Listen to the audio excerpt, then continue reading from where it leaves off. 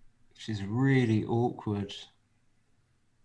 So I think I have to hit and go to the bar. Like, if I don't, I can get hit for starters with an 8 or a 9. And then it's going to be difficult to bring home. So, yeah, I hate it. Awesome. Ja, ich habe mal mein Mikrofon etwas lauter gestellt. Schauen wir mal, ob das dann besser wird. Okay, so that's obviously a good roll for him. Let's not be fooled. We're trying to get into the backgammon mode, and him fanning is really good. And us having to come forward is not good. And this is not trivial, but I guess I'm not going to leave shots. I don't want to get hit. I can't play behind because he's on the bar. He can hit. I'm going to do this. Awesome. Snork, Fräulein, versteht mich nämlich nicht, aber ich verstehe mich ja selber nicht. Das ist ja mein Problem. So, 5, jetzt 8, 2 sieht komisch aus. Also denke ich mal, gehen wir hier raus. Okay, this is a clarifying roll. Makes it easy for me to just roll and not to double. It's not a decision. Too much contact. As they say, this has got to go safe. Awesome. 5-3. Hätten wir jetzt gerne den Vierer angeslottet, aber war wohl nix. So muss man mit Bildern, ne?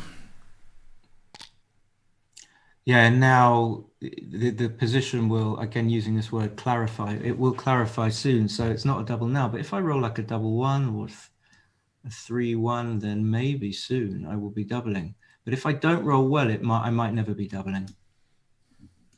Okay, this is a good roll. Awesome. Was für ein Bart denn? Ich habe doch gar keinen Bart, in den ich nuscheln kann. Ich nuschel einfach nur so, weil ich es kann. So. Vierer müssen wir anslotten und die 3, naja.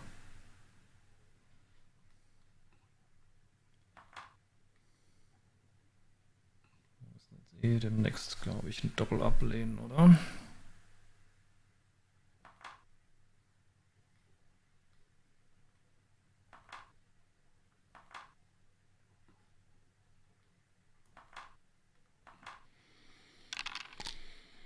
Okay, weird play. Okay, never doubling, never doubling.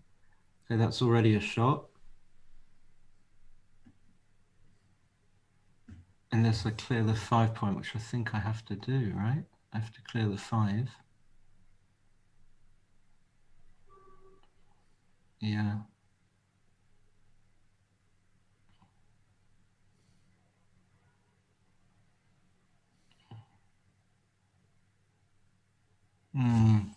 This is tricky.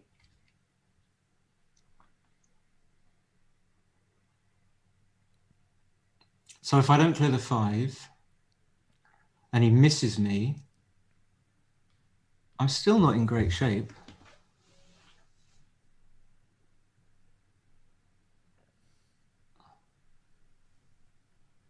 He still has to, I still have to clear the 8 and the 7 point. I mean, I still have to clear the 7 point. If I clear the 5, I definitely don't get hit now. He makes it. Yeah, it's going to get tricky though. So let's just have a look. This is 5s and 4s. 5s and 4s to cover as well.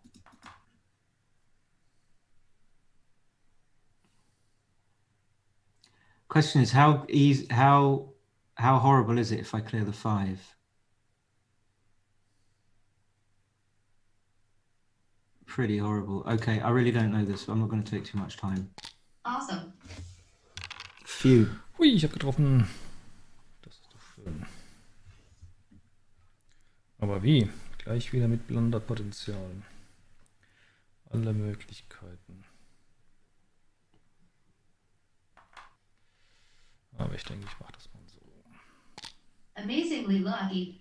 Yeah, I'm not sure which anchor. I might have hit from the back anchor and made a mistake there. Okay, so there's going to be cube action, I guess. I might well have to be taking. Okay, that's a great roll.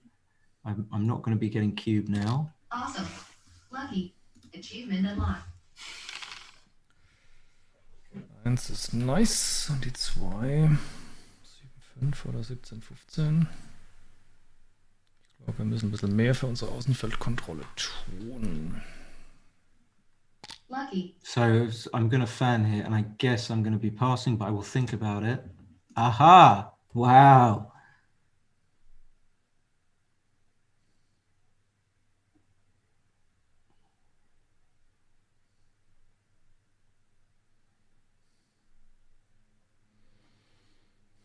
So yeah, I should be talking, and I'm just like thinking. So if I make the 2 point, then I leave 4-3,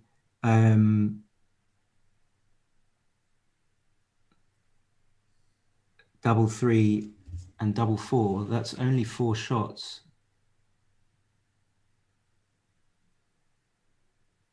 But it leaves a horrid. Let's have a look. And I've got 1 more to play. Yeah, this only leaves, doesn't leave double 3. What am I talking about? It leaves 3 shots. But it's only 3 shots. The other way is a lot of fucking shots. 2s are going to be painful. So 1, 2, 3, and not slotting. I'm just going to do this. Nice. Only a Amazingly nice. lucky. So, 3 und 2.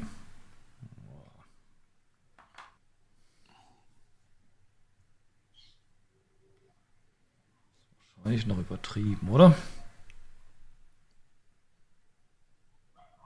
Lucky. Yeah, so I don't think I can leave shots again with a 4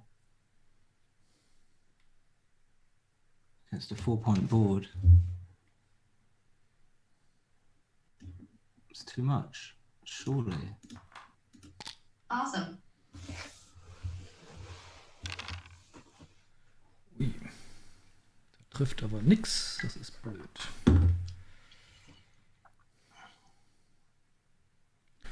Dann setzen wir, glaube ich, voll auf Außenfeldkontrolle.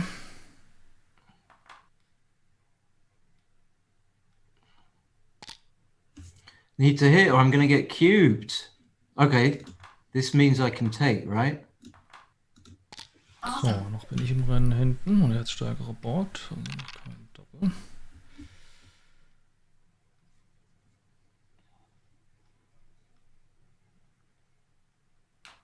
So, jetzt können wir hier relativ sicher spielen. Oder wir setzen hier voll auf Außenfeldkontrolle. Ich denke, das ist besser. Und kombinieren das mit Angriffschancen. Noch hat er erst 5 verbaut. Okay, I'm glad I didn't get hit because now Epic luck. I haven't faced the cube action. War wohl die falsche Entscheidung. Hm?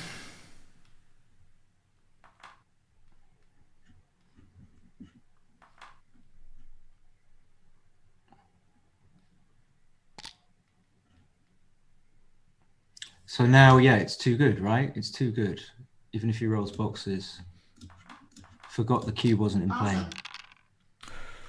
Tja, hoffen wir mal, dass wir jetzt noch Scammen verhindern. Still too good. By a little. Awesome.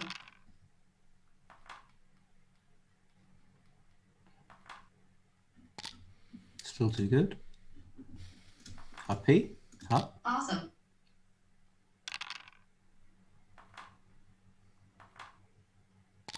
Okay, no need to do that stupid thing where you cube it. It's annoying. So, Bringt mir let's just keine pick. Entscheidung, der Hund. So, und wir stehlen uns jetzt noch eine. Der Klassiker.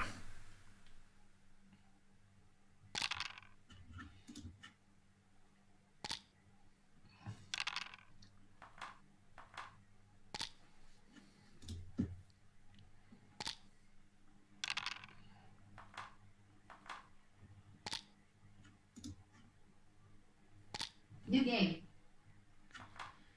Jo. Okay, 3-0 up, so I still can have a gammonish cube. Awesome. Wenn wir mal ein kleines Spiel im Chat spielen, schätzt mal, wie alt der Simon ist und schreibt es mal in den Chat.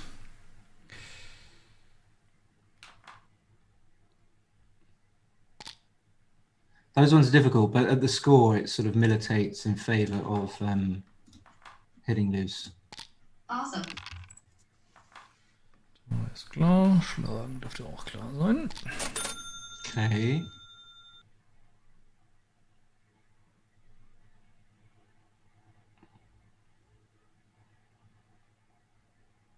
I hate to hit here, but I don't. It dupes the 3. Yeah. It does dupe the 3.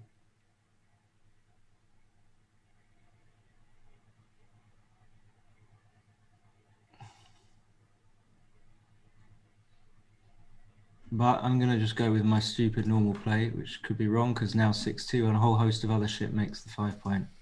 Nice. Na, dann haben wir auch schon mal einen Punkt hier. Das ist doch prima. Spielen wir hinten raus? No, ich denke nicht. Verstärken das Ganze hier einfach. Need an anchor? Okay.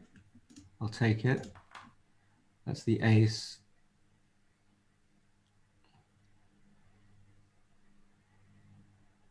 I don't know. Could be wrong. This has more upside maybe, but strips the 8. Ja, traut sich keiner zu schätzen.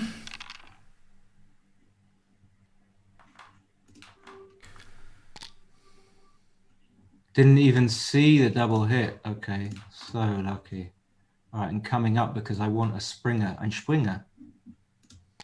Nice. Denkt ihr, ob hier Quizfaktor eine Rolle spielt, wie bei den Backgammon-Problemen? So, die 5 sieht mir hier verlockend aus und so ein bisschen ankern kann ja mal nicht schaden, oder? So yeah, it's a bit difficult because he's got the 5 point, but that's a good roll. I think it's wrong to hit loose when he's got a better board. But let's do a take back. Yeah, I mean whatever. Let's see. Awesome.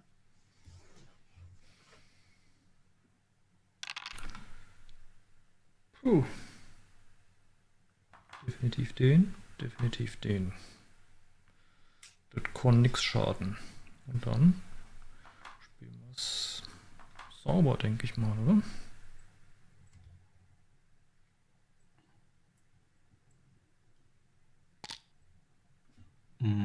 Not sure what I would have done there, actually. Okay, so the 4 is forced. And the 5 is forced, really. I don't want him to make the 9 point, surely. Surely. Hätte ich wohl drüber nachdenken sollen, den gegnerischen Barpunkt zu machen. Hm?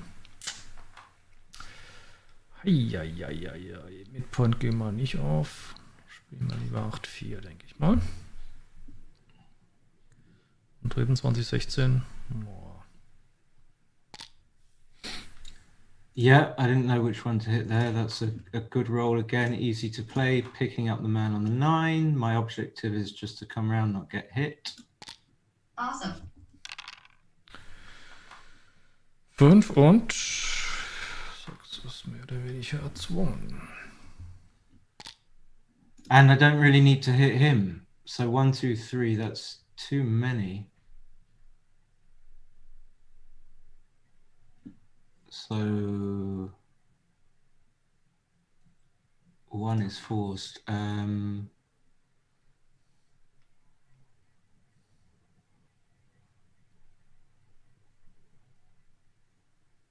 If I leave the block in the 7 point, I get hit from the anchor, maybe. That's a good thing. That's a consideration. And it's slightly better structure than having the 7 point. But it's a lot more shots. And I might not make it. So I don't know. I'm just going to go for this. Awesome. So, 4-6. Ich denke, da nutzen wir mal die Chance und versuchen, das nach vorne zu spielen. Okay, easy play. Easy play for me. Very clear what my objective is. It's to get those checkers out. So if I managed to roll a double 3 along with a double 6, that would have been an easy play just to come in and come out. Right? Awesome. So, 13-4 oder rausrennen hinten.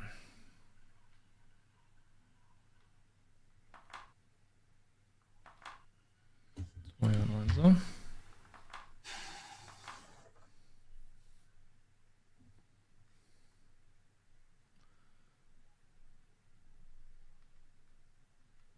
Ja, das ist schon irgendwie zu schön hier. Yeah, that's got to be better. Okay, so 5-2, no shots again. No shots, Vicar. Or I can make the 8-point, but leave 5s. But this blocks 6s as well. There's got to be some mileage in this. And then to hit, he has to come off the anchor. So what's my follow-up if I don't make this? Okay, I'm going to go for it. Awesome. Oh, was haben wir denn da Schönes? Können wir den hinteren Mann hier bewegen? Treffen tun wir nichts, gell? Anker geben wir, glaube ich, keinen von beiden auf.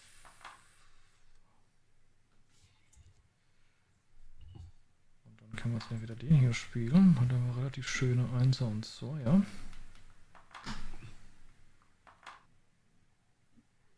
So hat er nur die Vierer. Dafür muss er den Anker aufgeben, aber natürlich auch.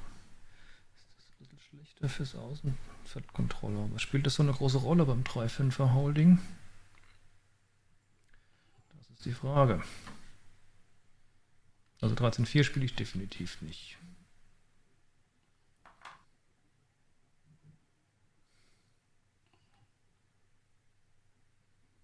Aber 13-7, mit was mache ich denn zu? Hab doch gar nichts zum Zumachen, oder? Und hinten bin ich eh schon. Probier es mal so. That's what I would have played, and it's a blunder. Well, we'll try and work out why. Okay. 1, 2, 3. 1, 2, 3. I can actually cover the man on the 10, but I don't think that would be good. So 2 out for sure. And then seeing as that I want to bring my checkers home, it doesn't seem to make sense to make the 9-point. However, it does block 6s and 4s. So it could be right. And then he's got to get the checkers safe. All right.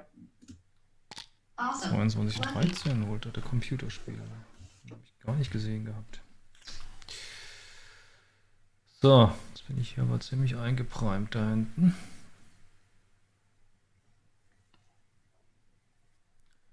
Aber jetzt den Anker aufgeben kann es nicht sein. Ne?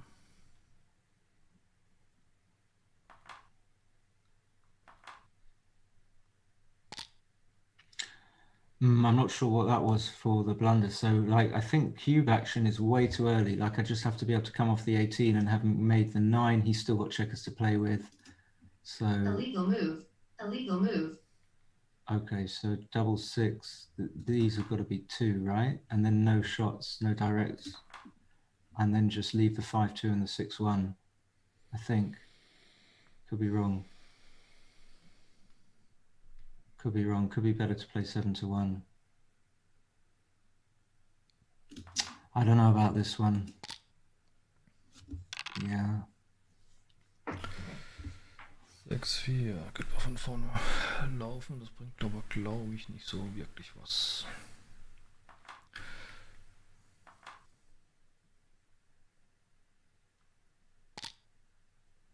Yeah, so now cube action. I think I can still cube after I get the checker safe, and say he rolls something bad like double 6, has to come off the anchor, then yeah, maybe it can be a cube then. But most of his rolls are going to hold the anchors for another roll, in which case I think it's going to be a take next go. So I don't think there's any reason for me to cube now, but it's definitely getting close. And 5-2, I'm just going to play smoothly. If I take a checker off the 4-point, I've got 3s to play from the 7-point. Awesome.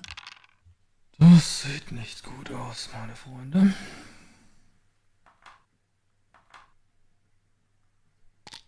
So again, the question is when to cube. I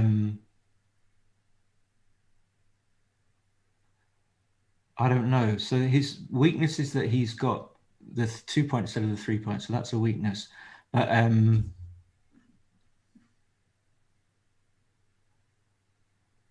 yeah, he's still got the anchors.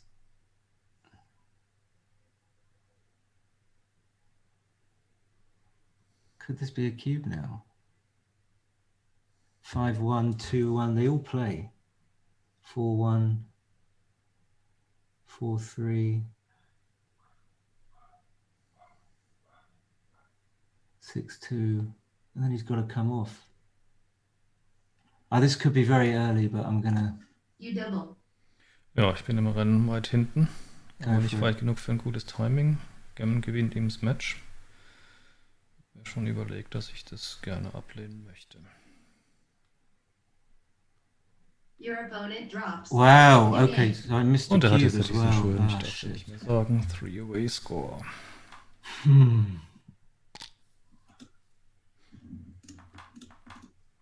Awesome. So, ankern oder Viererpunkt. Sind schon in der Defensive, also ankern wir.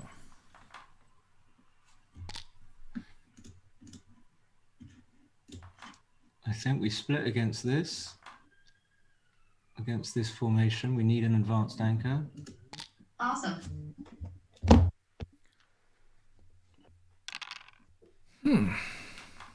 Nice. Lucky. So, kann man das schon auf Gammon spielen? Glaube eher nicht, oder? Ich denke, wir kassieren jetzt mal den Punkt.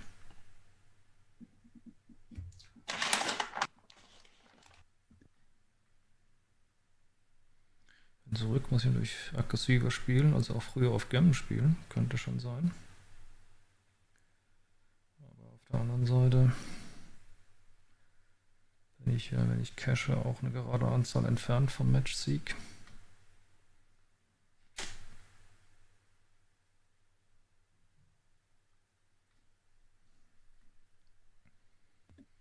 This has got to be way too good. You drop. New game. Achievement unlocked. Awesome. War wohl ein kleinerer Fehler. Nicht auf Gammon zu spielen.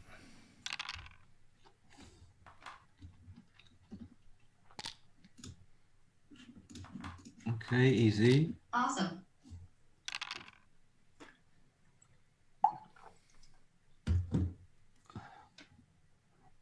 So, ich denke, das slotten wir einfach mal, oder? Sind wir noch hinten im Rennen? Warum nicht auf Träumen spielen? Yep, starting the 5, of course. Awesome. Unlucky. Reicht hier der Rückstand schon? Er hat nur einen Stein hinten, das ist zu klar, das Take. Und ich kann ja nix. So, er droht nicht besonders viel, deswegen denke ich, Einserpunkt machen muss es nicht sein. Ich denke, wir laufen einfach, oder? Unlucky. Okay, I'm not sure what he should have Awesome. played. He should have hit on Punkt the wäre es ace. gewesen.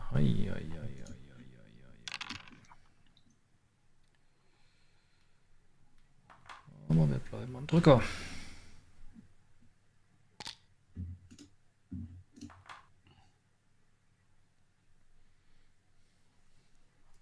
Okay, too big, I think, to hit on the deuce. That could be right, but I'm not going to do it. Nice. Unlucky. Das Ding nicht vernünftig zu. Ah doch. Okay, das sieht doch ganz ordentlich aus. Okay, so I got myself in a bit of a pickle maybe. I need like a 2-5 or a 1-6. That's a good roll.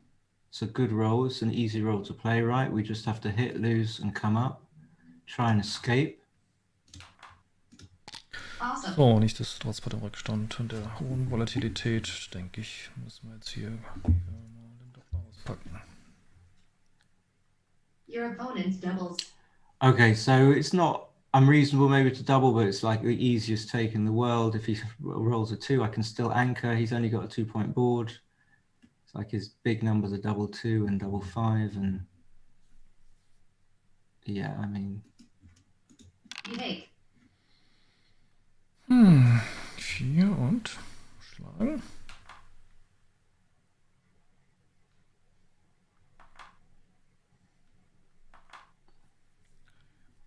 Sind deutlich hinten im Rennen.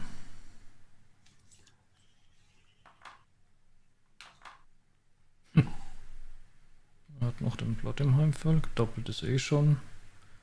Ich habe es ja gedoppelt wegen den Gammon-Drohungen, oder? Wenn ich jetzt hier so spiele, drohen wir nicht so arg viele Gammons. Allerdings haben wir auch eine schöne Position, wenn er keine 5 und keine 6 wirft, ja. Während drin das hier. Das ist ein Haufen Holz.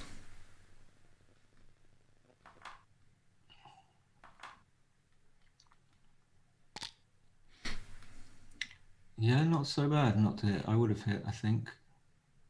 Okay, this is clear, right? Awesome.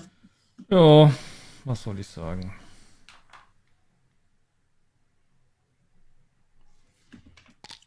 And now I don't have to worry about being cubed because I've already been cubed, and I don't have to worry about recubing because I ain't going to be recubing, really. Awesome. Zup, zup.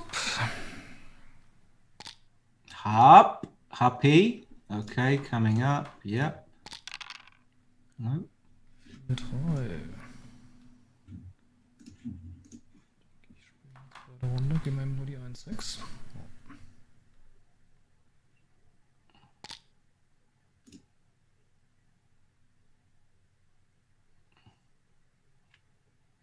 So I can dupe the 5-2. I think if I make the ace, I can just get attacked. So I can also make the anchor if I get hit. So I'm going to do this. Awesome.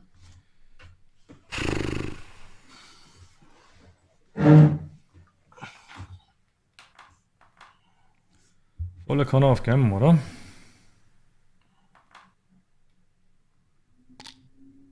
Yeah, coming out is a thing that I always used to fall prey to, but it just gives me like 3-2, 1-2, 1-4. Oh, fuck. Very unlucky. Da habe ich die 6er Prime übersehen. Ganz von hinten kann man die 6er Prime basteln.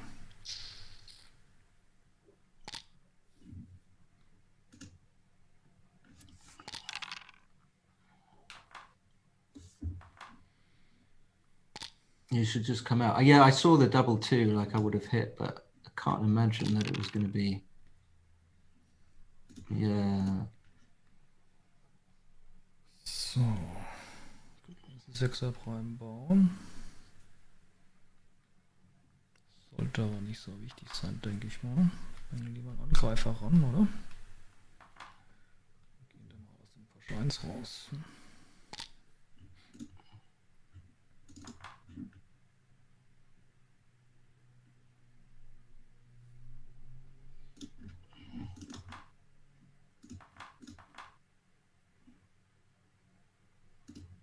Awesome. Very lucky. Na gut.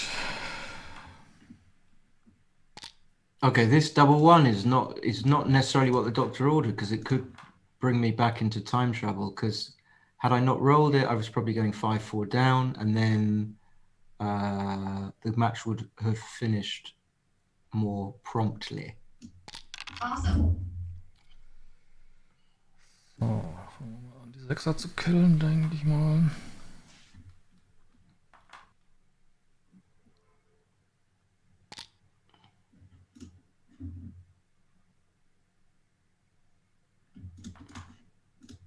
Awesome. 18 noch.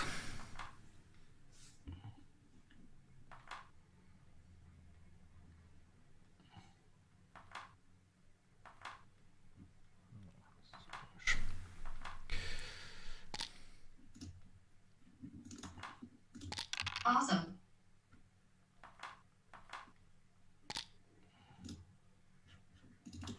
Yay. Wow. Awesome. Lucky. I ain't going to be winning this though, but that's a start. Awesome.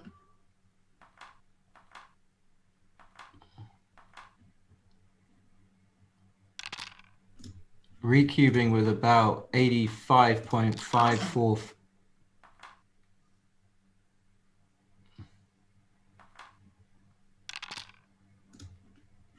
%. Awesome. Up. Oh, what is that?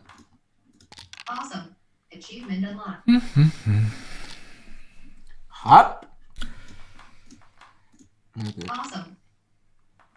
ganz schön schwitzen hier fürs einfach. You happy? Awesome. Happy, happy. Awesome.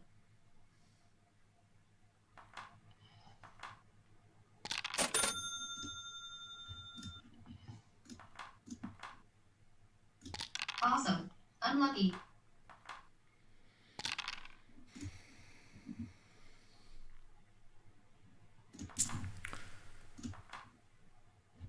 What's this? Double three? Awesome. Unlucky. Unlucky. New game. Yeah, so more time. So it should be okay. Sorry, I shouldn't. I was trying to remember not to speak in Rainer's time. Yeah, the time trouble should be okay. So 4-3, I think, normal. Nice. So, ich brauche noch 4. Noch 3. Das könnte hier schon ein Doppel sein, denke ich mal. Your opponent's doubles. Okay, this is way too early, even at this score. You take. 6 runter, hinten gesplittet. Jupp.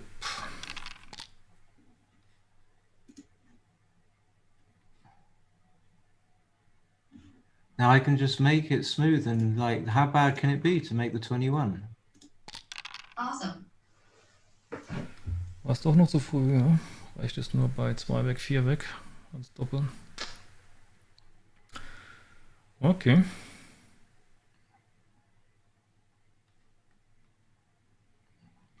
So, ich denke, die 1 spielen wir hier.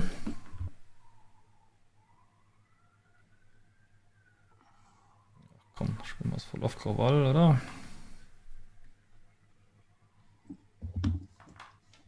Ja, vielleicht ist es doch vernünftiger hier. Okay, double 2, fucking fantastic, Jesus. Ja, Awesome. das andere war tatsächlich spielbar, beide 5er anslotten. So.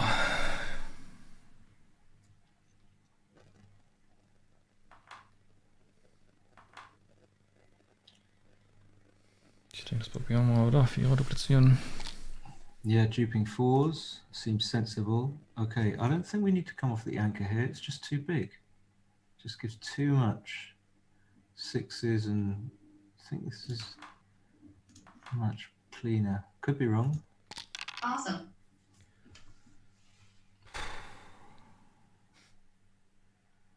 Oh Mann.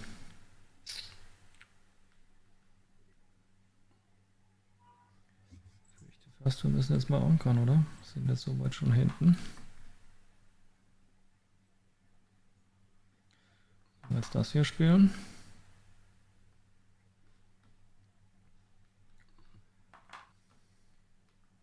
Oder ein bisschen flexibler das hier. Das gefällt mir eigentlich besser. Yeah, it doesn't seem right to make the 23 and prime yourself. Yeah, no, I think I have to be hit. Could be the death of me. I've only got a 2-point board. I could just play 2 down. I could just play 2 down, really. Would that be ridiculous? No, it wouldn't.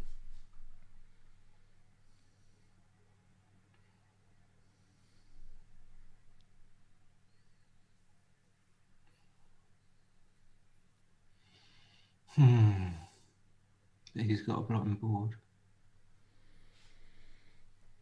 It dupes the 3. Yeah, this could be bad. I'm gonna get tricked into it. Nice. So, 2 umschlagen oder 3 einsetzen und dann. Nee. 3 einsetzen und dann 6-4. Oder 7-5.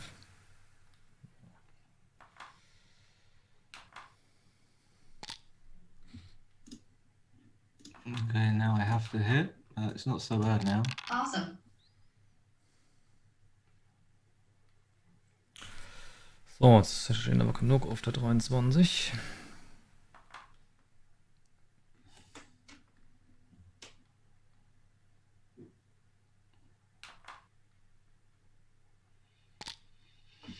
Okay, obviously. And just out, right? Just try and get out of there.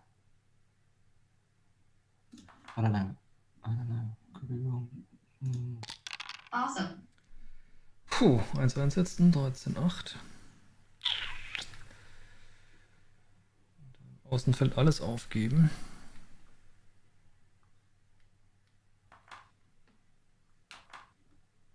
Glaube ich nicht.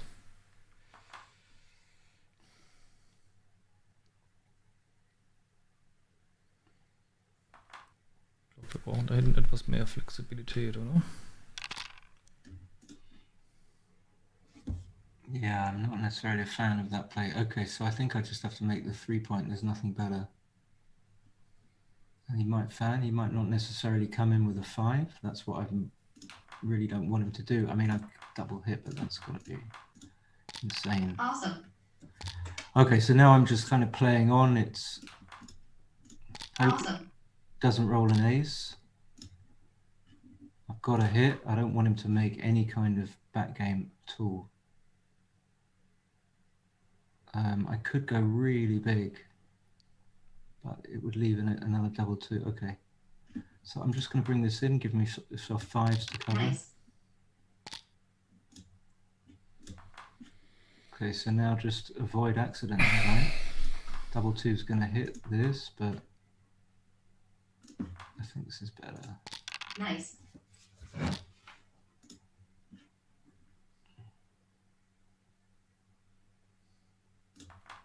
Could make the 7 here. I think I just prefer coming round because I don't want the bar. Awesome. Now I might have to make it.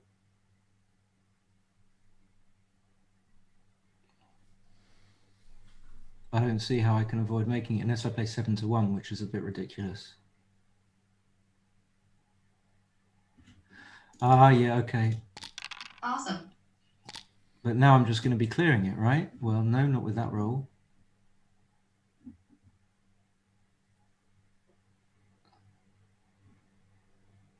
I could give the shot now. Could give it. Play like this. Oops. Play like this.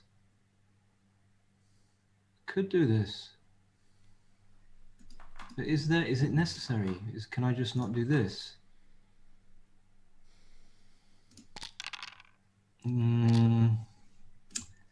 It seemingly was necessary. Now I need to clear it, right? No? What the fuck? Motherfuck. Awesome. Any awesomes in the house? 5-2. I don't think I can clear the 6-point leave shots. It could be wrong. Awesome.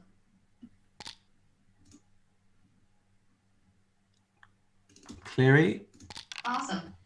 So, jetzt fangen wir mal an zu kämpfen hier, oder? Das wollt ihr doch sehen. Yeah, I definitely want to put it to bed here. Awesome.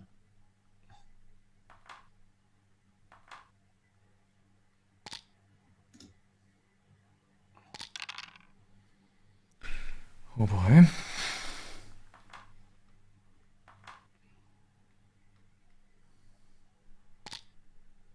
No dudes, please.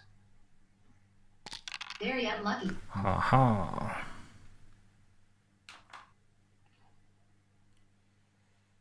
So, 3-1 den zweiten Blot geben. Oder ist es wichtiger, Steine ranzuziehen für die Außenfeldkontrolle?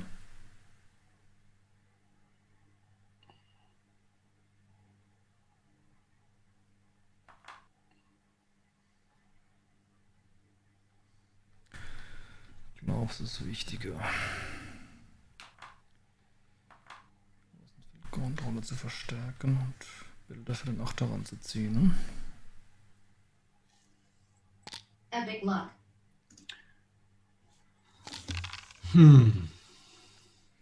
So, 5 macht so, das ist schon mal gut. Und hier Kontrolle erhöhen, denke ich mal.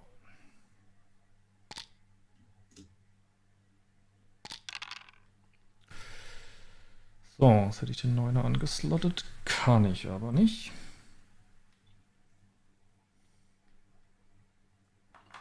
Also versuchen wir hier maximale Kontrolle zu basteln.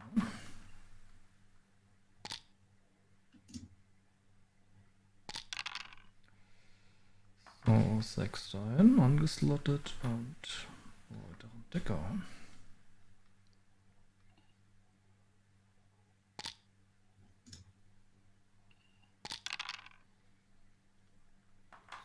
Schon mal zu. Und jetzt flexibel spielen. Nächstes Ziel ist Treuerpunkt anslotten. Not a lot to say. Okay, so the 1, I have to come up. Awesome. Beziehungsweise angreifen auf den Dreier.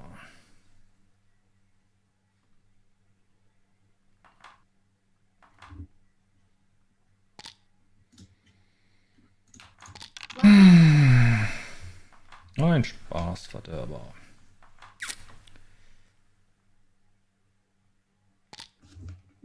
Yeah, now I've got a little chance. I've got a chance. So, 2 und einen Decker ranziehen, denke ich mal.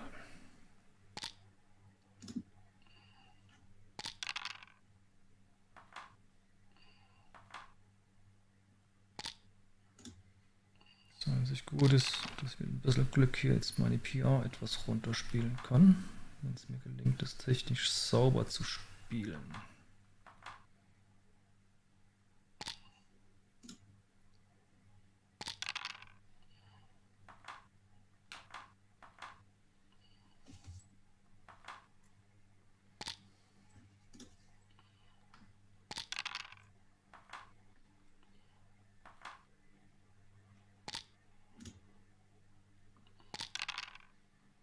So, Prime gehen wir natürlich nicht auf.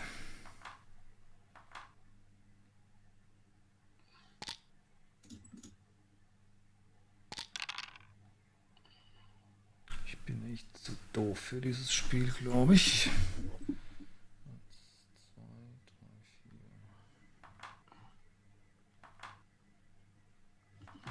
3,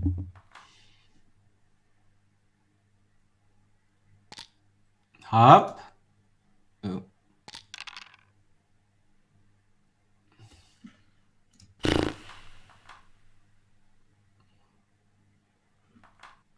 Da ist auch noch einen übersehen, ne? It is your turn now.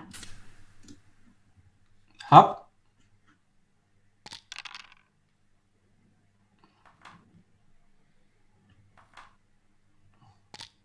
Happy. Lucky.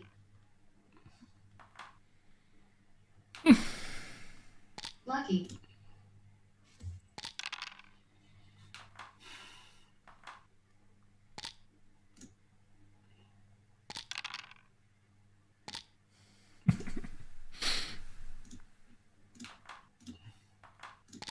Awesome. Very lucky. Okay, so what's going on here? Feels like a double pass, right? So he still needs 18%. I can hit. It's only double 1, 2, 1, 3, 1. Don't get past. Okay. You double. Ja, ich fürchte, das muss ich ablehnen. Ich bin, glaube ich, nur finden. 6 zu 7, oder?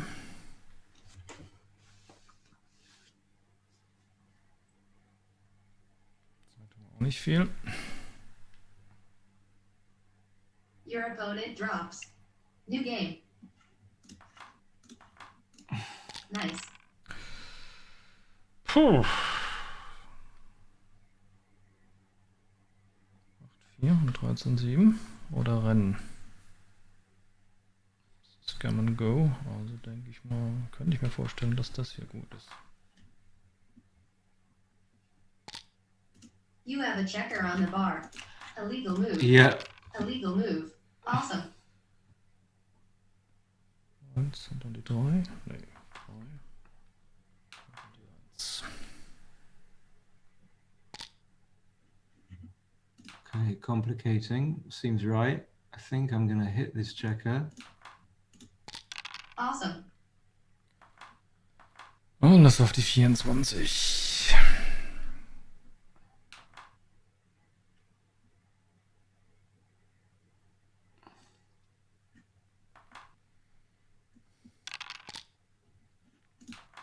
Okay. Pick them up. Just try not to get gammoned. Awesome. 3 und 8, 7 oder 24, 23. Ja, ja. Das war blöd mit dem Blitz bei 5 Steinen hinten, aber.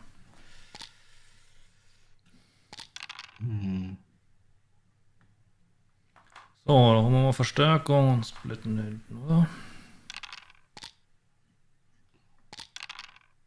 Stop fanning.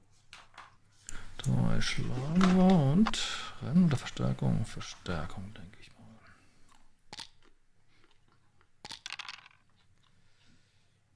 So, können Punkt machen und hinten bewegen, oder?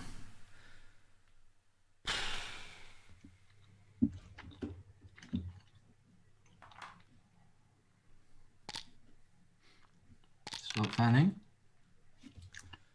So, den haben wir weg und können wir noch einen Punkt machen, oder? Sieht ganz gut aus. Und Decker brauchen wir. Dann bewegen wir uns mal da hinten langsam.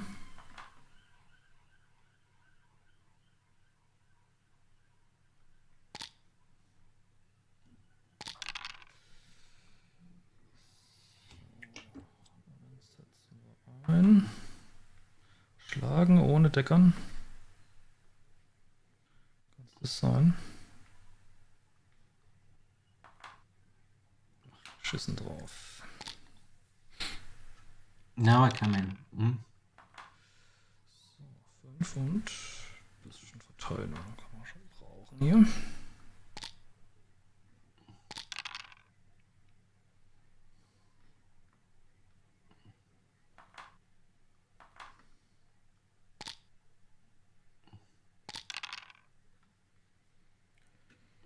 Tja.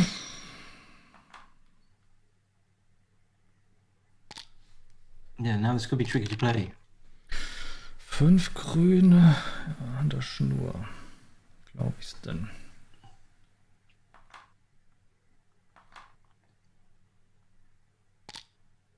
With not much time either. Nice. So. Geht nicht viel. 18er machen. Nee, oder?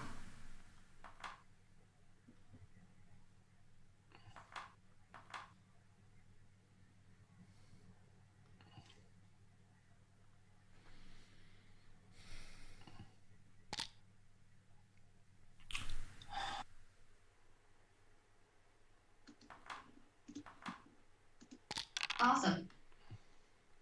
So, 5 ist schön und die 2. Maximale Flexibilität, oder?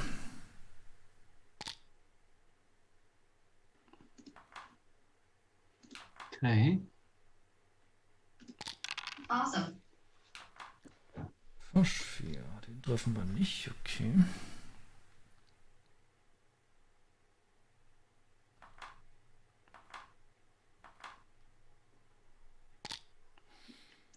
Still getting gammon though.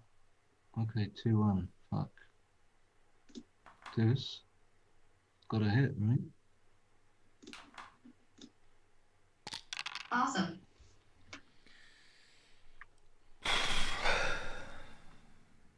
Irgendwie kriegen wir da nichts gebacken, oder?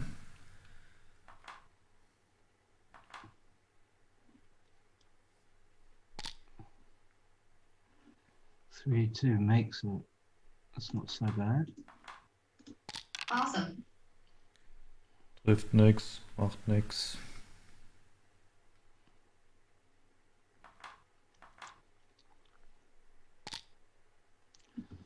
Okay. 1, 2, 3. 1, 2.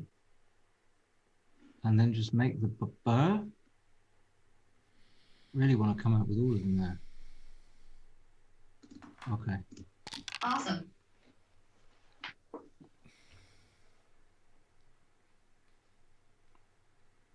Ja.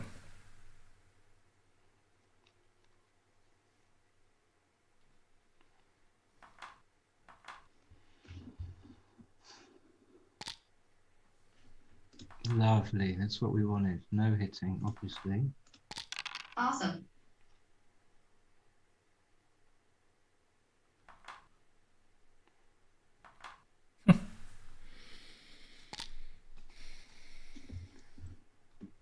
So I think I make it, right? I don't know.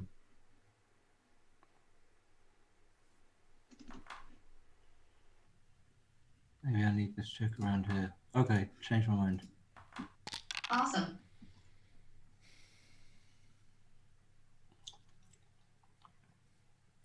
So, was kann man den 10er machen? Ja, ich glaube, ich mache einfach den 11er, oder? Das sieht mir ganz gut aus.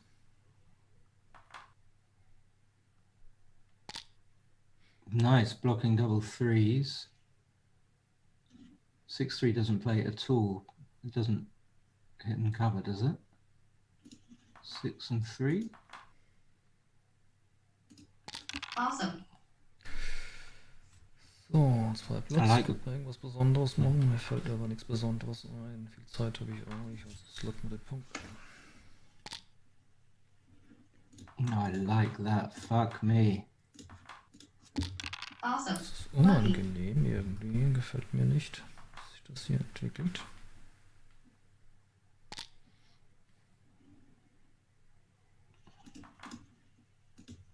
Fine. So, 2 an Slot und ein paar Punkte machen. Gibt's schon Schuss? Das kann auch so schlecht nicht sein, oder?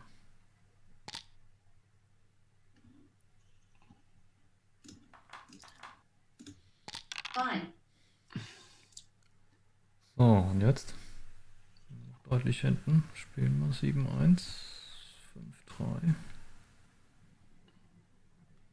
Was soll ich machen? Ich Würmchen den Kontakt da aufgeben. Ja, das andere ist einfach. Das schwächt auch so ab meine Frontstellung, oder?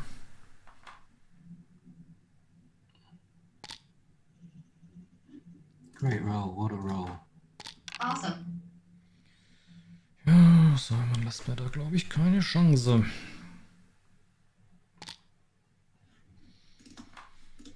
Awesome.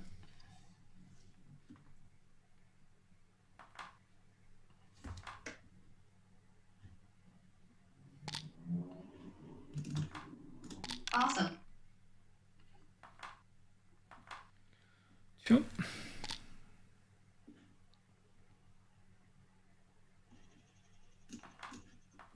Awesome.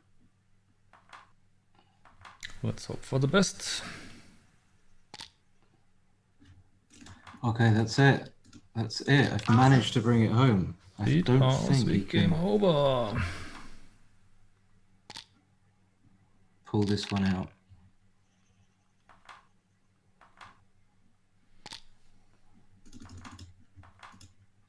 Awesome.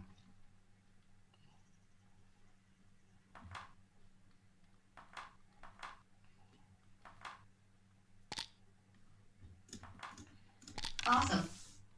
Okay.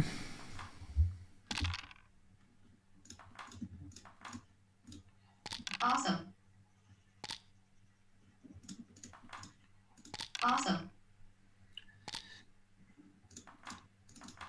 You played like a world champion.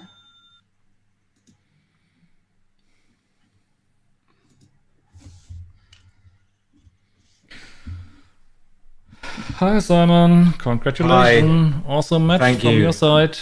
A Well bit of done, time very travel. well done. So, I will download the match. I guess you will do the same.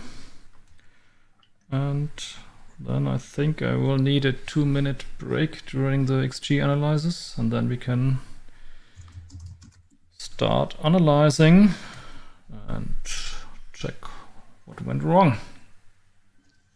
Will I be able to see XG on your screen? I think the best would be if you load it on your computer, Okay. and then I will just tell you where we are. I guess we go through the errors mainly, or if you have some positions that were no errors and you want to talk about, of course, as well. But otherwise, I would suggest that we go just through the errors, and I tell you where I am. Okay.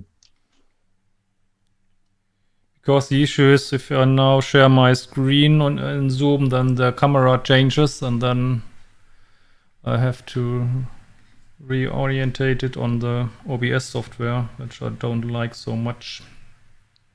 Mm-hmm.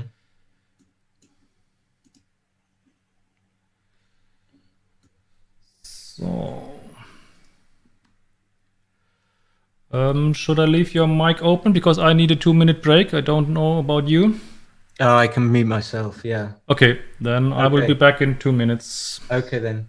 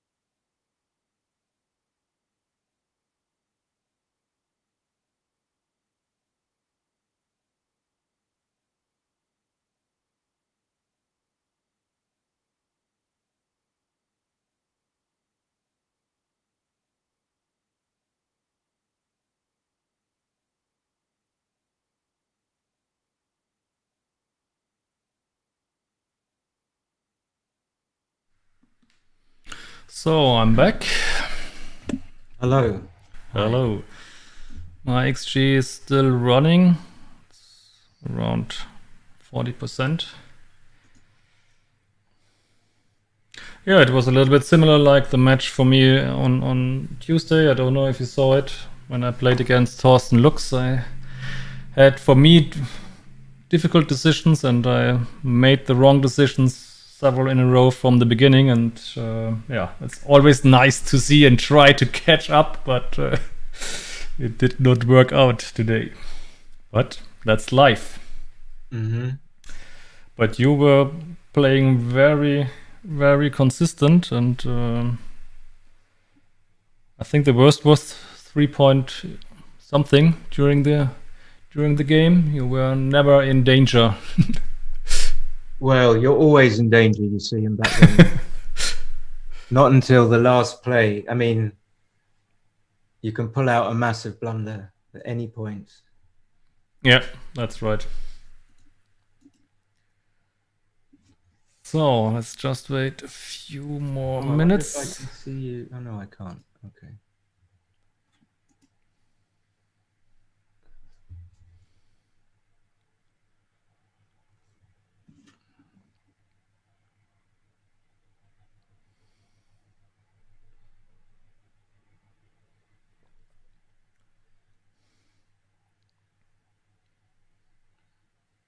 So my XG analysis is at 60%. Yeah, mine is almost done, actually. Yeah, I'm doing the stream on a normal notebook, and Yeah. Oh, of course, that's going to affect it.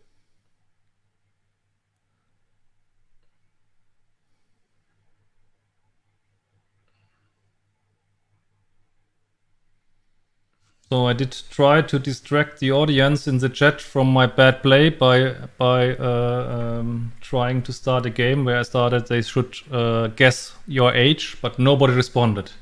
Maybe they feared some kind of quiz factor. Yeah, I'm still here. I Yeah. hope it's okay if I roll up a cigarette. All legal. But I'm with you. Okay. Did you have, I'm going to guess we had 8 viewers. Yeah.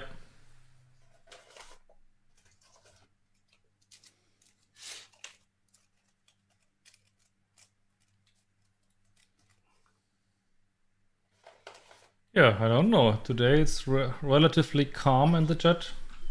I always try to engage the people and to pull them in and that they are communicating a little bit with me. But maybe they are a little bit disappointed from their host. It must be. I must have lowered the Stimmung. Yeah, but because they know how serious I take it, and so some of them really feel sorry because they know that I'm suffering.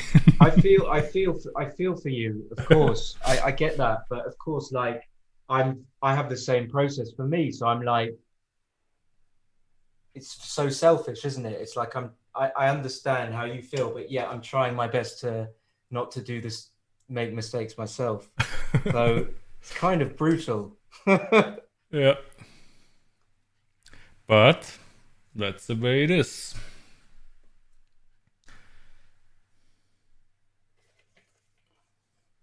Oh, it looks like that XG is not saving my day.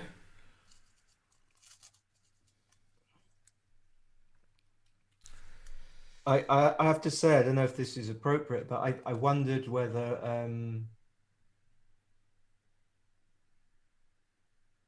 well, no, I mean, do you ever, when you're on stream, do you ever feel nervous? I don't think that I feel nervous, but I think especially if I'm playing in this format like today with a guest on the show, I think it's a little bit harder because this stop and go in commenting. You don't find this rhythm.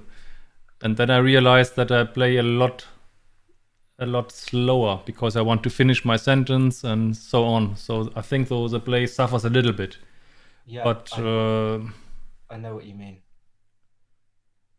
So at the beginning I thought that because I'm speaking out my thoughts loud, so I have to think that this will improve the performance in the stream, but in the stream matches, but it did not work out so far. So we have the final result of XG Plus, which was an awesome 1.4 for Simon, and not so awesome 8.4.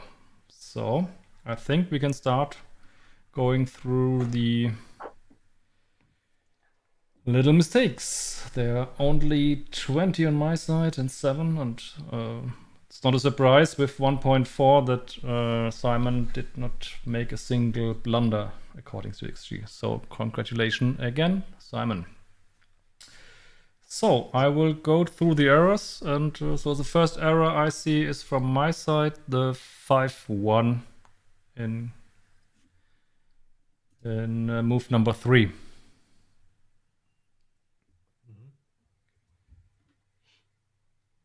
Where,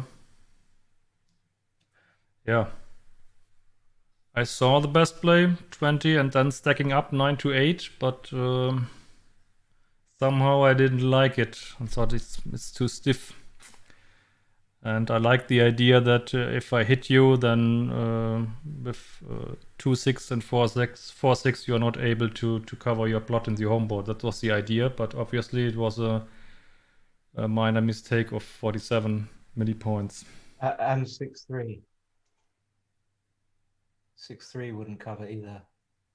And 6-3, yeah. But that's not enough.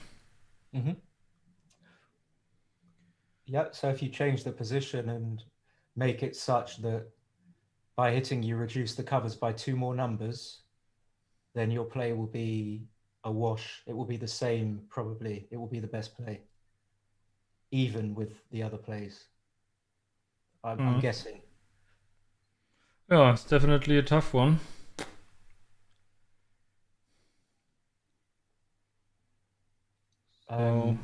Yeah, I was surprised that you hit.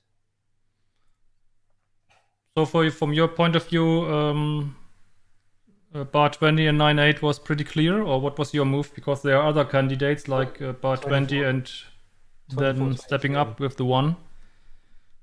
No, I wouldn't stack up with the 1 because I've got a blotting board. So if I hit you with 7s and 8s, then if you hit me with 7s and 8s, excuse me. No, if I hit you with 7s and 8s, I've still got a blotting board. So it's not so imperative for you to safety the man on the 9 point. I would play 24-23. Which is fine. Yeah. Yeah, to be honest, I did not think about it. I think during the game I only compared these 2 plays, mine and stacking up. Okay. I think we continue to the next one, which will be in move number 7. Again, small error from my side. Yeah. Of course, I saw 14-7. But I thought leaving these 3 men alone on the 24 point, I did not like that. Me neither. I would have made your play. Maybe 3s, 5s, and 6s is too much, but against the 3-point board. But yeah. Yeah, exactly. Anyway, that's not the reason for my final result. So let's continue to. Then we have a close no double. That was where during the game after your roll I said that I think I would have doubled, but at least at 4 blights it would be a 7 millipoint error to double in move 7. Yep. I said my comment at the time was it's not enough, but it's close. But I underestimated it. Just running it on XG++, but it does not change. It changed a little bit, yeah. On ++, it's a very, very small error of 6 millipoints to not double. So it's a very, very small double. No big issue. Okay. Yep. At least I got this one right, but no points for that. No, it's true though. I got so many of your plays wrong. If you watch the stream back, I was a bit lost on your plays. So okay. So Thorsten said something polite on Tuesday, like you, that my decisions were so hard, but I don't think it's. Anyway, let's go on. I think the 5-2 is also a slight error with the checker play. the my 5-2, yeah. Yeah. Yeah, I was lost. I didn't know how to distinguish. So of course, when you have 2 plays, you need to know what the distinction is between the 2 of them. And I can see the value in splitting, but I can also see that it's dangerous to split because then you have double hits. And that's in fact what happened. So I made your 3-1 much better than it would be. And also double 3. Yeah, and probably it would be different if you had if you would hit with a spare from the 8 point. So that you don't have a blot on the 8 point after hitting. Maybe this also makes a difference. Good. Yeah, I think that's a good point. I didn't think about that.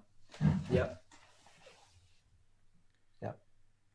So we can quickly check if we want.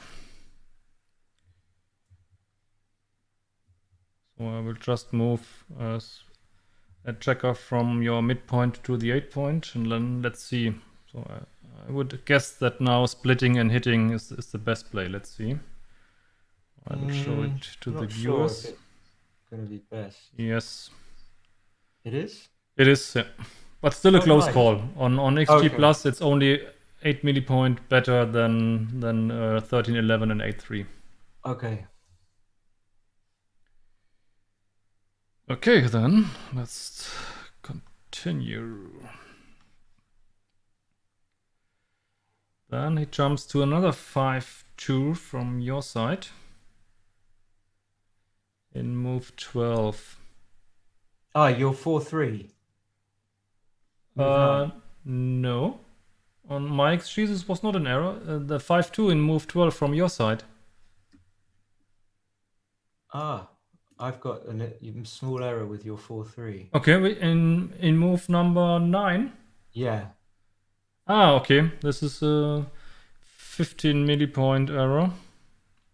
That's why my XG does not turn it red. Let's check this on plus. Yeah, then it's getting bigger on plus, yeah. It's a 36 millipoint error, yeah. Yeah. And GNU also commented it as a bigger mistake during the match, yeah. Mm-hmm. So,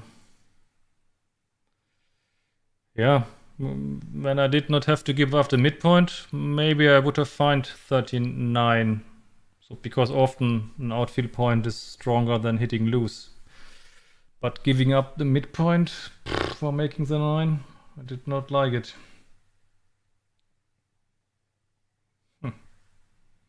What would have been your play, Simon? Yeah, I would make the 9. Okay. Yeah, because you block 6s, 5s, and 4s. So there's so much value in the 9. And the midpoint doesn't, you don't mind so much if you get hit with 1s. The value is being able to block my checkers on the 22, 21, and 20. But it's still close, so it's obviously not that much of a thing. Let's check it on plus, but I fear that it even will get worse. Yeah, I loved my midpoint too much here.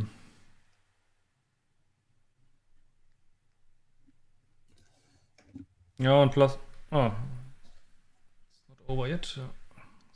Plus is still running. Yeah, it's still... Yeah, it stays at 34 millipoint error, okay. Yeah, it's still a nice 4 prime against 4 checkers, against 3 checkers, and... Right, exactly. And as you said, the ones do not hurt me so much. I don't like it, but it's not a disaster. Yeah.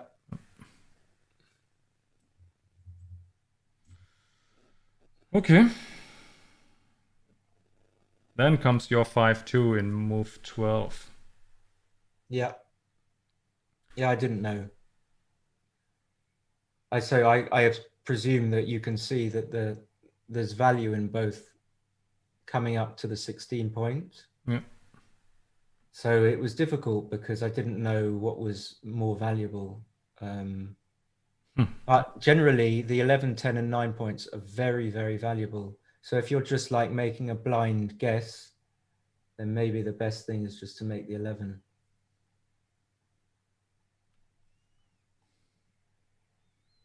Yeah, I like your play because it's a little bit more connecting. Huh? Yeah, I'm worried about getting stuck. I'm always worried about getting my checkers stuck inside, even behind a 3 prime. Yeah. Okay, not easy.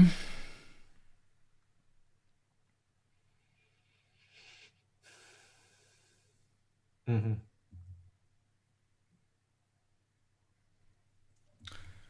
Then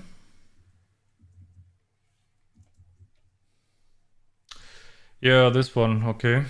This was a bigger one. In move 16, my 5-2. It was too big, even though the aces are duplicated to start the war with a 1-point board against a 4-point board. Way too big. Your play wins much more games. It's the right play at In double DMP. match point, yeah. But you know, even at DMP, I might have come out because and got it wrong. But I just, it's very uncomfortable to hit on the 10-point. It's very uncomfortable. That's not a backgammon thing. That's not good reasoning, but it's just, it's so hard to follow up. You're leaving 3 blots basically, the one back on the 24 and the one on the yeah, it's just difficult. Yeah, exactly. That is what happened. Huh? You missed, and then I still have problems to cleaning up. Mm-hmm. Yeah, and the gammons, as we can see here, it goes up from 9.7 to 36.2, so it's huge. That's where this huge blunder comes from. It's way too, even though you have not doubled yet, but it's, yeah.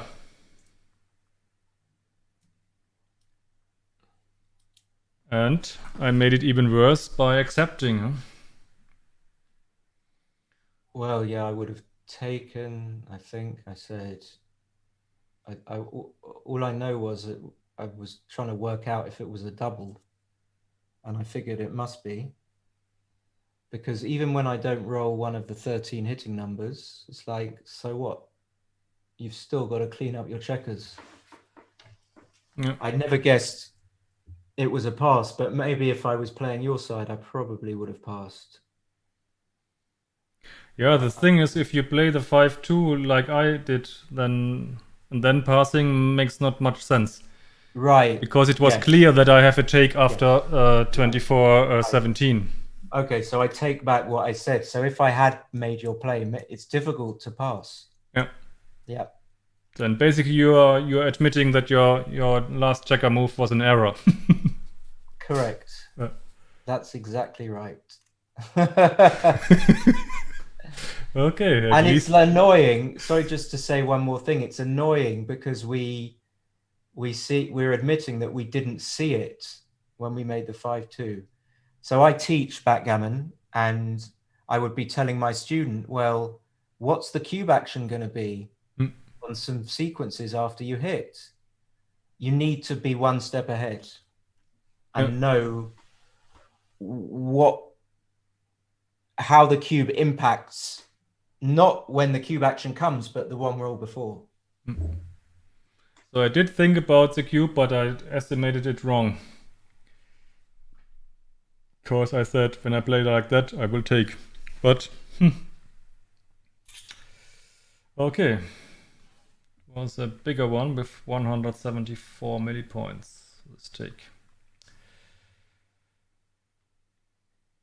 Then we continue to move 17. Yeah. Yeah, this would have saved a blunder for you, huh? Then maybe you would have played below a 1. If I did not take this. I failed. You see, we know that I have to hit because you're threatening to develop, right? You might make the 4-point or the 5-point. But visually, because for me anyway, because there isn't a spare checker on the 11-point, I didn't see this idea. And I missed that you were going to develop. So I just, I failed to see it. Okay. But still, it's not so easy to find this 4-1. Huh? You are ahead in the race. Why should you complicate stuff. Yeah. Well, because I give you a 6 out. If I don't hit, I give you a 6 out. 4-2 makes the point. 3-1 makes the point. You know, double 5 is pretty good. Points on my head. I can't give you all those good numbers. And I've got to gammon you as well. Although, strangely enough, I win fewer gammons. Yeah. I hit. What the fuck is? Excuse me. What's that all about? I don't get that at all. So you have 7.6% gammons with. Oh no, yeah. Sorry. Yeah. Yeah. And Yeah, 6.5 with hitting. Oh no. That's you. Yeah. No, and I misread the numbers. No, I'm wrong. Yeah. I have 28. Yeah. Your gammons go up from They do, 24.6 to 28.7. Yeah, 4% Yeah. point. Yeah. Verbessern, yeah. Okay, so the gammons, yeah. More games, more gammons, yeah. Okay. Then, hoo-ha! My 2-1 in move 20. Yeah. So I clearly overplayed it here. Well, I think it's a really difficult play because the right play is not natural. I'm a visual player more than anything, and it's not natural to play 8-5. So I might have played 24-22, 6-5, noting that it's got to have the potential to be very bad because you don't want to be hit with fives. Yeah, I thought on the 22 point it would be too nice for you to attack with 5s and 6s. Yeah. So you saw that, but yeah, exactly. Yeah, and somehow I felt that 8-5 was a little bit too frontal loaded, but giving a second blood. It's horrible to have to play that, but yeah, it's tricky. It's like a trap. That 2-1 is a trap. Yeah. So my play looked nice and cool, but that's it. Yeah, no, I mean, I don't think I would have made your play because it just gives ones for no real. Yeah. I don't know. Okay, at least I have one more position where I can analyze on Sundays where I do this worst off. So everything is good for something. Yeah. Then we have the 6-1 minor thing from my side and move 22. Mm-hmm. So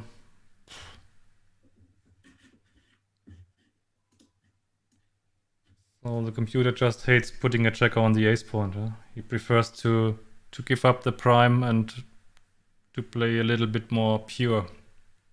Yes, agreed. Now, I misplayed this for you. I was saying, I mean, no, I didn't think about it. I was thinking maybe you should come out. Did you have any inclination to come out to the 18 points? I think I'm not ahead in the race, so I don't want to give you these ace and fours. That was my reasoning. Yeah. And it looks like I have several rolls to roll a better 6. Yeah. So coming out was indeed, yeah, okay, it was a blunder. So I did some good decisions. I avoided a blunder. Yeah. I think I would have screwed that up. Then next is yours 3-1. Yep. And now I see you've got 2 blots in board. Like, why? What? This is quite an easy play. but I was very stiff. I was getting nervous and just telling myself, just don't leave any shots, without realizing that you had 2 blots in board. But yeah, it's quite, yeah. Yeah, the thing is, if you would split the 11 point to get a builder on the 9 point or a attacker for the 3 point, then yes, but 11-10 does not do so much here. Maybe that's the reason why it's so easy to get overlooked. Well, it covers 6-2, which gives a double shot. It gives you double coverage for 6-2. Plus, if you get hit with 6-3 or 6-4, you've got 20 numbers. Is that 20 numbers? Yeah. Yeah. No, you've got 2-6 as well. You've got 22 shots. It's like you're happy either way. So that's right.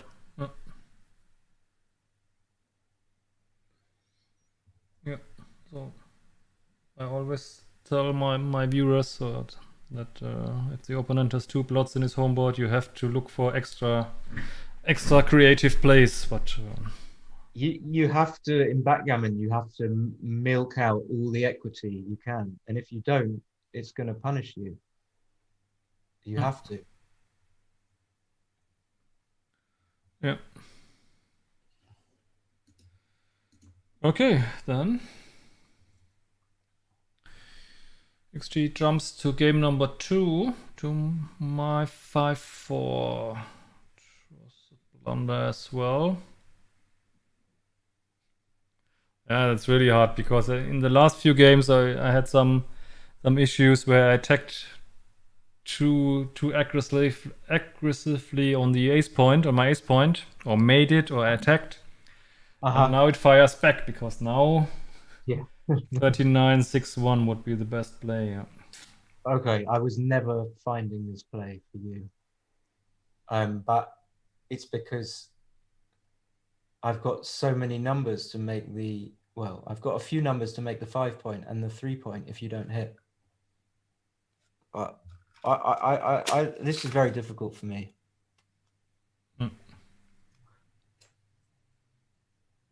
Yeah. So what would have been your idea?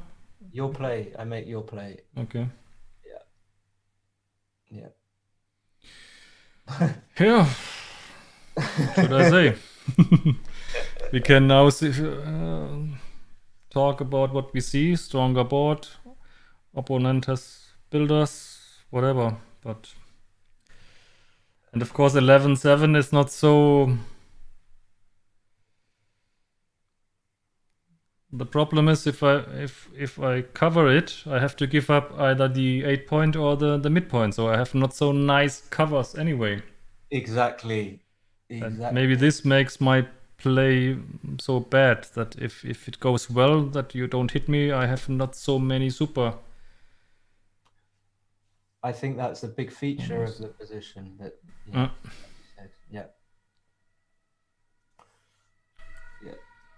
Yeah, I guess that's it. Yeah.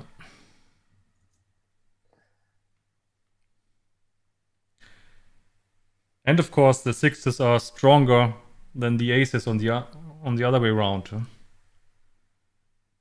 Because now, if you roll a 6 and I don't hit back, you are in a very, very comfortable position, and you can slowly improve to get to a good doubling position.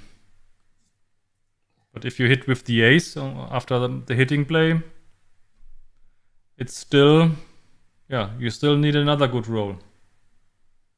Yeah. Yeah. Okay, then.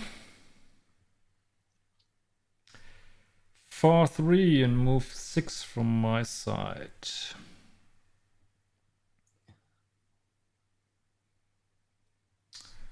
Okay.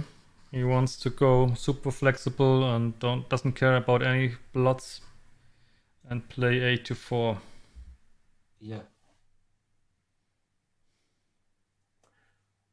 Yeah, okay. Only a smaller thing with 29 millipoints, but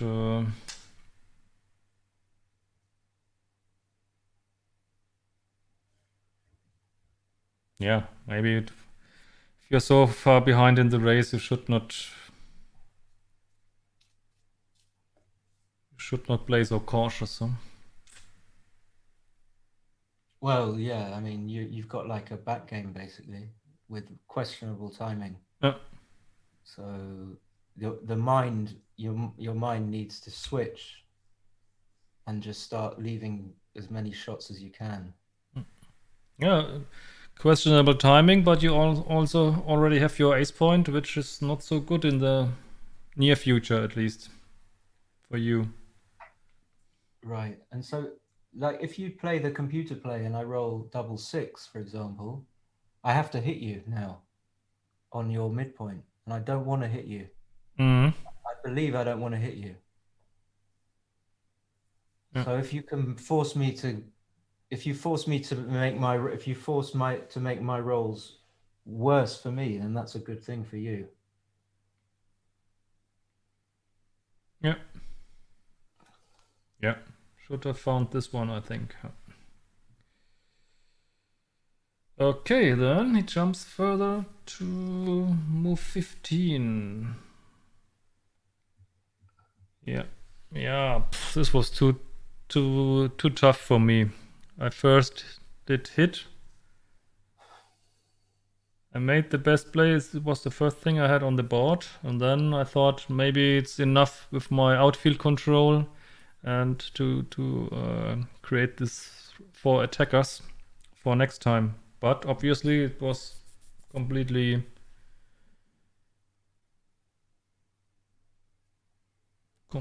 off. I think the score plays a part as well. But I think it's right to hit for money. In a money game, I would hit as well. But it's going to be a smaller blunder. If the score's reversed, then it's not going to be that big. But you still hit. You should still hit. Definitely. Yeah, I will just try it and reverse the score. And let's check.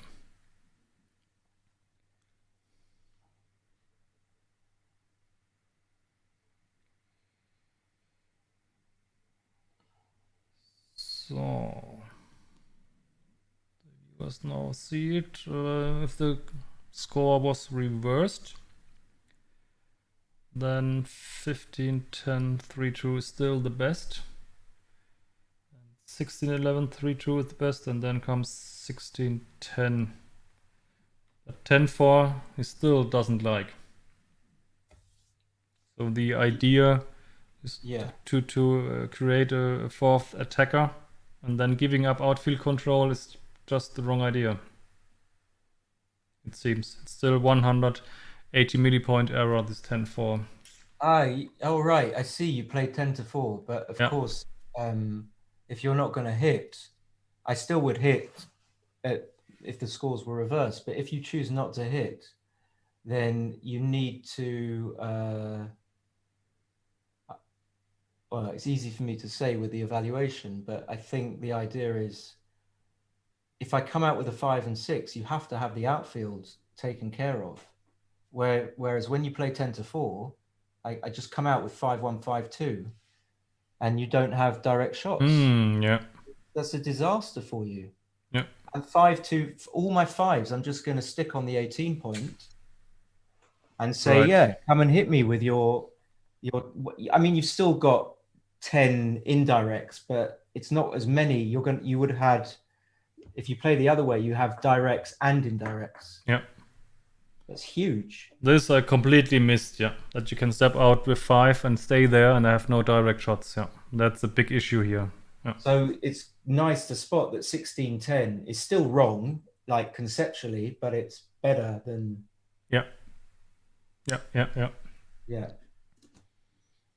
Okay.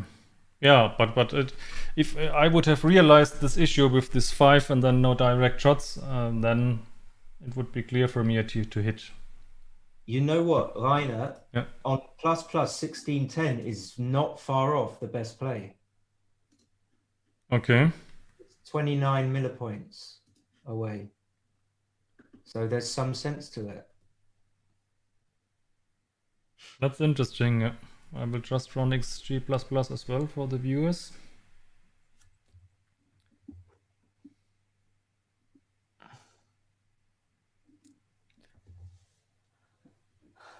Yeah, that's neat. That's a nice thing because, you know, I think the instinct is to hit here in this position. But 1610 on my thing is still 64 millipoint error on plus plus. Because I haven't plus plus. Okay. Yeah. Fine. Yeah. Okay.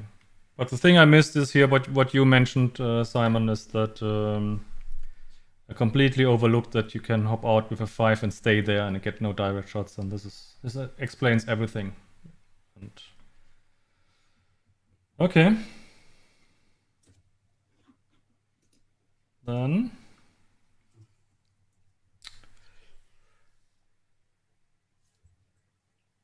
what's coming?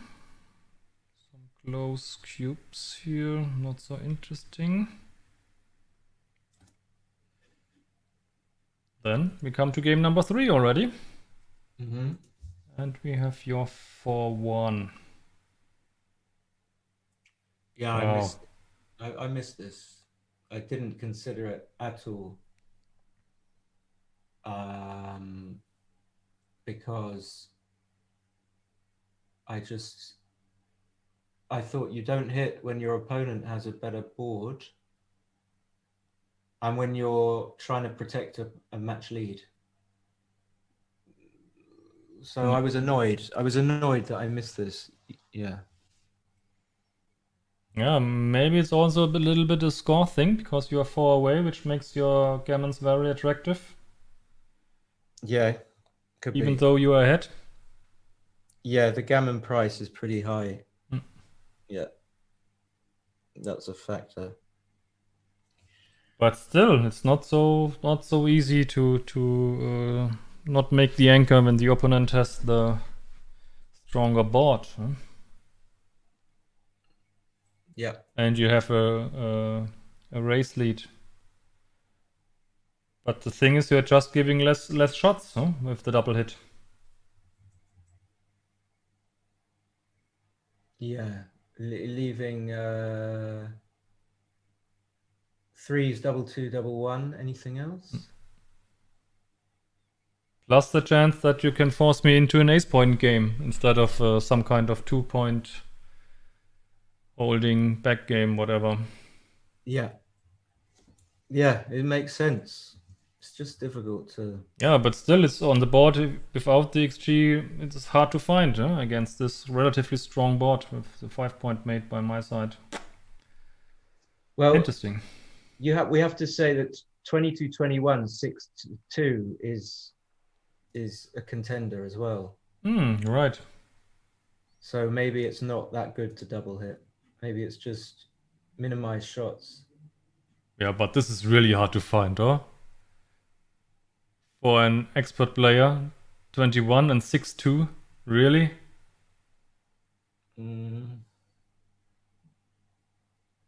I think this is a move that it's easier to find for a beginner, huh? I think this is... a beginner might just play 13-8, actually. Yeah, but I see what you mean.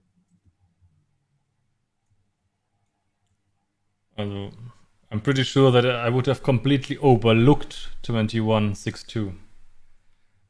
But it's interesting, yeah.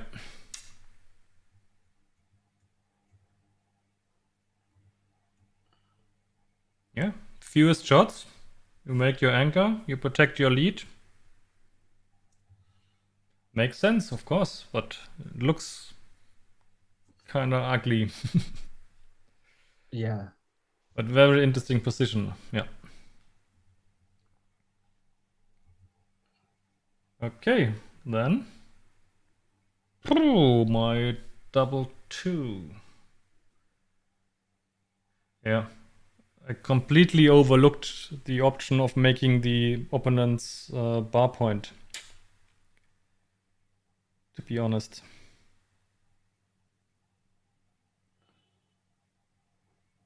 Yeah.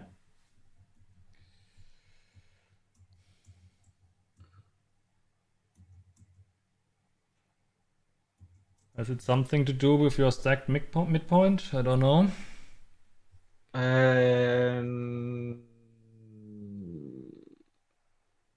I just think the best springboard, I don't know how else to say it, for your releasing your back checkers is the 18 points.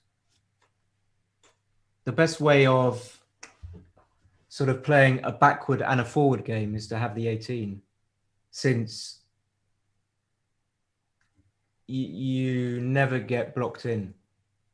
However, if you make the 20 point, I can start making the 9 point, and then you can't play 4s and 3s from the 20 point. I don't like the 20 point. The 18 point is like you're coming out of the, you're coming up the mountain, and instead of you stopped at the middle station, you can just go up to the top and have a clear view. That's a bit of a shit analogy. But yeah, it's like that's your perch. But I think I heard somewhere that McGreal said if he would have rewritten his Backgammon Bible, he would have emphasized the importance of the 18 point more heavily. Did you hear that as well? No. Because he was, of course, one of his he's famous for is that emphasizing the importance of the golden point. I don't know where I got this from, but I think this is one of them. And he was asked, what would you have changed if you would rewrite your book? Yeah. And so, if I got you right, that you are also from this school, that you treat in general the 18 point a little bit more equally than the golden point, or even like it more, or can we not generalize this? Yeah, I mean, I just add one thing. You don't need to make the 20 point that much, because you're not under attack on the 20 points. And even if you were, you still have the 18 point. So even if he makes the 5 point, it's very unlikely that you're not going to be able to come out to the 18 point eventually. So it's just a perfect wedge in his position. But still, if I would have found the play making the 18 point, I guess I would have played 24 and to 18 and 20 to 18. Just shifting from 22. I don't think that I would have found it if I would have considered making the bar. I think I might have screwed it up, played 13-11, 22-18, 20-18, 13-11. I don't know. I don't. Yeah, the top play seems. But anyway, yeah, it's close. Still have to make the 18. So making the 18 and then 13-11. Oh, there is another play which I didn't see. So making the 18 and 13-11 would also be fine. Just 18 millipoints according to XG plus. But so this is kind of telling me that my arguments weren't very persuasive, because the computer also likes playing 22-20 and then 22-16. It sort of thinks that's okay.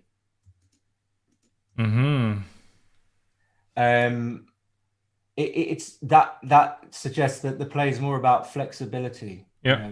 Like I just didn't like your play because it scrunches you up, and you certainly don't want to blot on the 9 point. That's another factor which has nothing to do with the value, the discrepancy in values between the 18 and the 20. That's just because you don't want to be hit on the 9 point. Yeah. And at the moment, I'm only 9 pips down, which means I want to activate the. I cannot afford to have 4 backcheckers. So I have to move anyway. So I think you're absolutely right, that it's more about activating the backman in some way. Yes, that's my That's Yep. my... Makes perfect sense, yeah. Okay, yeah. So you need flexibility when you are only a few pips down and yeah. Okay, lesson learned. Next lesson, 4-2. Okay. Again, I loved my midpoint too much as a connecting point. That's why I preferred... the 2016 he wants to play, okay. I didn't see that play at all. Don't know why.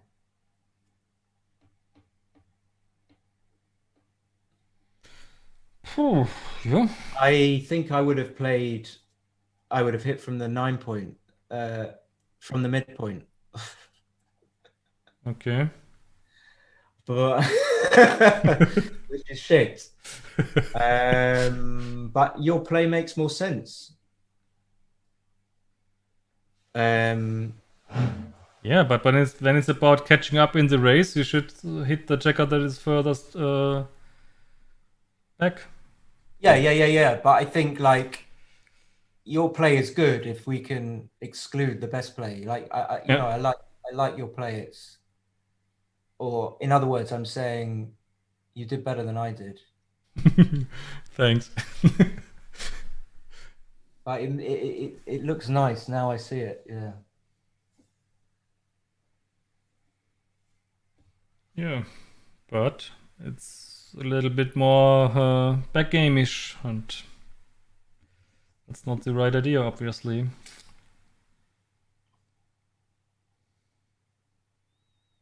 So I said maybe I get a third anchor, but this is the wrong idea.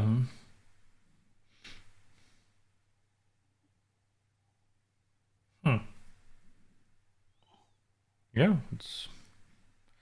We both have a 2-point board, and that's, yeah, we want to fight, and the easiest way is to catch up in the race to get back to the initiative. Yeah. I mean, it's easy to set, like you said, it's easy to see when you have XG. Yeah. And we put our faith in XG, but it makes sense. Yeah, but when you're under pressure, it's not so easy to give up anchors. Anyway, it's not so... Can be huge mistakes. You just made it, so you're like, I'm not breaking it. That's what's going on. Yeah. Why did I make it when I want to break it so soon, easily? Yeah. Okay, then. This one I missed completely. The 6-3 in move 12. Oh. Yeah. That I can remake my midpoint. I missed this completely. Yeah. So did I. Again, I'm still too fixed on keeping these anchors.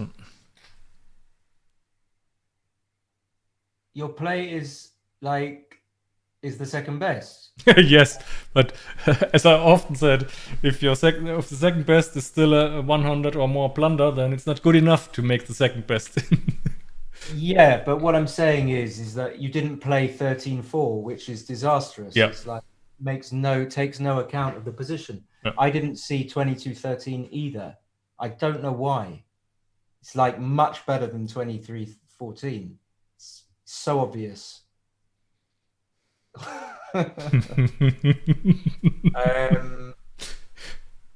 I mean, like really great players would say like what we're saying, that you don't have a back game. It's such a simplification, but it's true. It's more like prime versus prime. Or a holding. It's like a holding game or something. It's a double holding game, but you can just come forward. Yeah. You've got, And fearing that I get attacked on the 22 point when owning the 20 point is just stupid from my side. Yeah. Yeah, so you could do something like 22-16, 13-10. It's a big blunder because it's too much, but it makes some sense still. Yeah. It's more flexible. Yeah. Yeah, yeah, yeah. Yeah, so the main problem was that I did not, my brain did not see 2013 because I was too fixed on keeping the anchors. That was the problem. And when you don't see the best play, you can't make it. It's as simple as that. So, but it's getting worse and worse. 6-1. 6-1 and move 13. Yeah. So I was going to say something, but you go on. No, I'm just, I'm still shocked about this. So let me check what I did. 14, 8, 13, and then the best one is.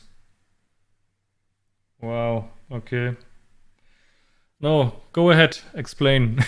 Well, no. First of all, I don't know if I would have got this play right. I might have done, but you're just trying to stop me from bringing my checkers round. And I'm trying to bring my checkers round and not hit you, basically. I don't want to hit you as I bring them round. So your play, actually, I started the explanation wrongly. So your play sort of allows me to bring my checkers round, but at the cost of hitting you. But it's far more important for me to bring my checkers round. And if I have to hit you in doing so, then fair enough. But really what I want is to bring them round without hitting you. If you make the midpoint, then it's so much more difficult for me to just get them safe. Yeah. I'm desperate to move my checkers on the 18, I believe. That's what my primary immediate objective is. And there's like double six, for example. Blocking double six is big because my double six is a disaster. I think I rolled double six after. Yes, Yeah. you did. Yeah. It's a disaster. Double three becomes, well, double three is still okay, but yeah, that's how I see it. So my play gave up the pressure on your bar point. And then That's a much neat, more succinct way of expressing it. Yeah. and now I'm basically reducing my chances on this 3-5 back game, and I give up completely the counterplay I get when you have to run with one man from your bar anchor, and then try some attacking and escaping mishmash. Yeah. So also what might be happening is you keep the midpoint and you might end up coming off the 22 if you can. Mm-hmm. So keeping contact with two anchors, or keeping contact with one anchor 6 back on the 13, and then still keeping that and coming off the 22. I'm not sure that that's the case, but it could be how the game develops, in which case it goes some way to explaining why not locking up the 13 point is very, very bad. Mm. So we also got a message in the chat from Arthur, a regular viewer, who mentioned that in the part 2 of Roberti's new book series about opening plays, there seems to be a chapter where they discuss making the 18 point compared to anything else. So, as the second part of Roberti's series is already at the printer, it should arrive soon. Maybe we should read it, or at least I should read it. Yeah, I will no doubt end up getting it, but it'll probably confuse me more than I am already. So I read the first part, I think 4 or 5 times already.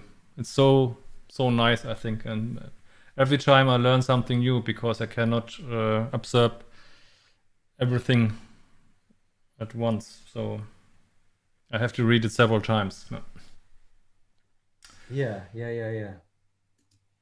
Okay, then we have a close double for you in move 14. Yeah. At least according to XG Plus. Let's check this. Yeah, it's going to be it's already a pass, but Already you see, passed. Yeah. I'm just scared. Like the reason I don't double is because I don't understand the position well enough I don't see enough that I just don't leave any shots, really. You can look at all my numbers Mm. and they play well. And I know that against the 5-3 anchors, there's just there's not enough contact. But yet, if you're not seeing it clearly and you're just sort of look at it visually, you might, oh no, well, who knows what can happen. And so therefore I didn't double. So you thought you can just make another roll and see what happens because you have no bad rolls and have a pass anyway next I time. said like it can't be a market losing sequence, and it was already a pass. Ah, okay. So that has some logic to it. So if I don't think there's a market losing sequence, then if the assumption is just wrong, but the logic is correct. And yeah, I'll just say that when you passed, I thought like, oh, was it a pass? I'm not saying that I knew it was a take. I wasn't sure.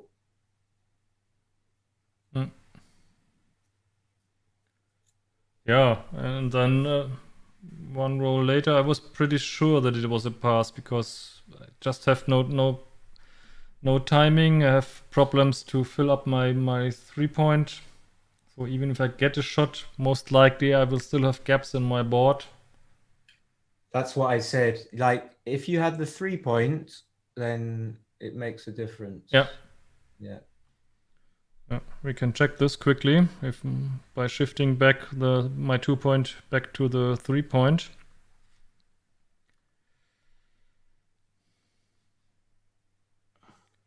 Let me check this quickly and show it to the viewers. No, still a pass at XG Plus with 38 millipoints. And let's quickly check on Plus Plus. Yeah. I believe it's still a pass, but it's stronger for you. Yeah, definitely. Yeah. I suppose it's too obvious an observation, but But on plus with the 3-point, it still remains a 54 millipoint error to take this. Yeah. Okay. Yeah, you just don't. There's no turnaround. It's not. You don't really have it much. It's a bit of a, you know, it's a bit of a chimera. I don't know how to. Try it in German. No, it's this. What I mean is that the position looks stronger for you, at least in my eyes, than it actually is. And really, when you look at the position, you analyze the numbers, your position is just gone. So you can't take, even at this score, or maybe especially at this score. So Zenek Siska would say you have to look in the future. What is going to happen? And what is going to happen here is that blue still has some spares to move, so he will not destroy anything. And white will have to give up something. He has to weaken his board very soon or give up an anchor. That's most likely what will happen. Yeah, and I watched Zenek on your stream, and I think that's just the perfect way of analyzing, just like what's going to happen. Yeah, it's like absolutely exactly that fits very, very well in this position. Yeah, so on XG++, the original position is now a 121 millipoint error, and with the 3-point 54. So it makes a big difference, but still. Yeah. Okay, then we jump to game number 4, which is quite short. Then we have close cube decision in move number 3 before my powerful double 5. It's a 9 millipoint error. Let me check on plus plus to double before double 5. Right. I mean, this is off my radar. I would never double this. Because it's just too easy a take. So you're doubling this just for the double 5? It's not a double. No, anyway. it's plus plus. It's a 17 millipoint error, but it's close. But if you know you're going to roll double 5, obviously this is where the double equity comes from the double 5, and to a lesser extent the double 3. Yeah. And you could double. Sorry. You could double if you see the slightest chance that your opponent might pass, but I don't see this here. It's ridiculous. Sorry, you wanted to say something, Simon? No, I mean, it's just in other scores, this might just be a double, and only the very best players, maybe playing in the UBC final, they would take their time and maybe find the double here if it, a different score. Yeah. Here it happens to be short, but again, if you do roll the double 5, you're pretty upset if you haven't doubled. Sure. You roll the double 5, and then for me, it's a very, very clear play. And you are sending pretty much a dead cube to your opponent with low gammon chances. So, and if I just tried one variation. If you would not have your 3 points, so I moved your 2 checkers from your 3 point to the 6 and 8 point, then it would be a double by 36 millipoint on plus plus. Can you say that again? I moved back the 2 checkers on your 3 point to the 6 and 8 point, so that you have no board at all. Oh yeah. Okay. Then it's more like Wilcox-Snellings said it. It's more something versus nothing position. I have something, some builders and an anchor, and you have basically nothing. Then it's getting a cube. Yeah, I like that, and I just want to say that I underestimate that point, and it's a good point, because even I see it and I think, well, even though I've got the 3 point, you've just got your 18 point. You're out of there. You're gone. So it's like you've already got away from my board in a way. So my point is that that's how strong the 18 is. Yeah. Okay, then double 5. Brutal. And then, of course, my usual problem, too good or not good. Not too good. And here it was again an error to double here. 35 millipoints according to XG+. Let's check on plus plus. It will not get better. It gets worse. 51 millipoint error, yeah. Yeah. Yeah, most likely if I hit and you just enter with a 5 and hit, I can still double, or?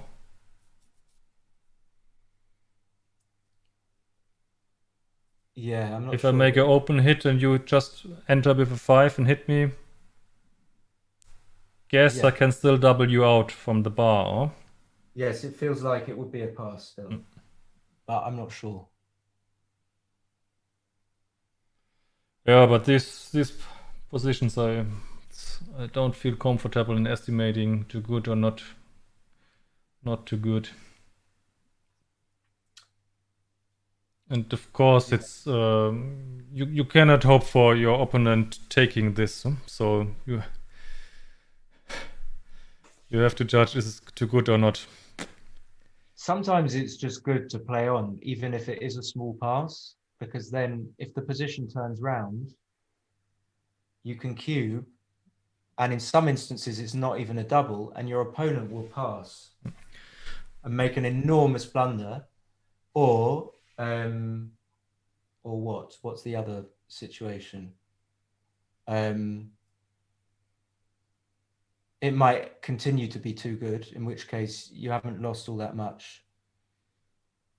What I said during the stream is I mentioned two things. One is that caching now brings me to an even points away from match winning, which is always a little bit more attractive. But on the other side, basically what I learned from one of the UPC finals comments, I think Mark mentioned this. What I was not aware of is that if you're behind in the match, I knew that I will double earlier and that I will take more, be more aggressive with the cube. But there's a third variation of being aggressive with the cube, and that is playing on for the gammon earlier. Yeah, that agreed. I had to say I was not aware of that before. Your point, though, about claiming a point when you're at an odd number of points away from match score win is a legitimate one. So if you were even points away, this play on, this double would be terrible. It would be much, much worse. Don't put it, I mean, yeah. It's kind of obvious, but... So at nil, are you still there? I'm still there. Yeah. So at 0-0 to 7... That's what I'm just entering into XG, yeah. So not playing on is never that much of a crime. Obviously, it depends how strong the position is, but because the gammon price isn't that high on a 1 cube, it just isn't. Yeah. You just don't want to lose the game. I just show it to the viewer. I have analyzed it on XG++ at 0-0 to 7. It would be a 35 millipoint error not to double. Wow. You see how big the difference is? That's enormous. Yeah. I know it's like only 80, but it's enormous conceptually. Yeah. Because it shows you the value, all the different match equity values. It shows you that basically backgammon, when you get down to 7 away, it's crucial to understand the match score dynamics. Yeah. And that you have to play on for gammon more often than in the money game or in an even match score if you are behind in the match. And here I'm 4 points behind, so I should have looked at it like that. What would I do in an even match score or in a money game without Jacobi? What would I do? Yeah, well, it's hard with money games. We never play without Jacobi. Yeah, so. but just imagine, yeah, or just an even match score in a longer match. Well, that's why 2 good decisions are very difficult for me, because I'm really a money player. I believe the basis of the game is money games. That's the basis. You have to understand cube action for money. Yeah. Then you tweak it for match scores. I could be wrong about this, but that's how I understand the game.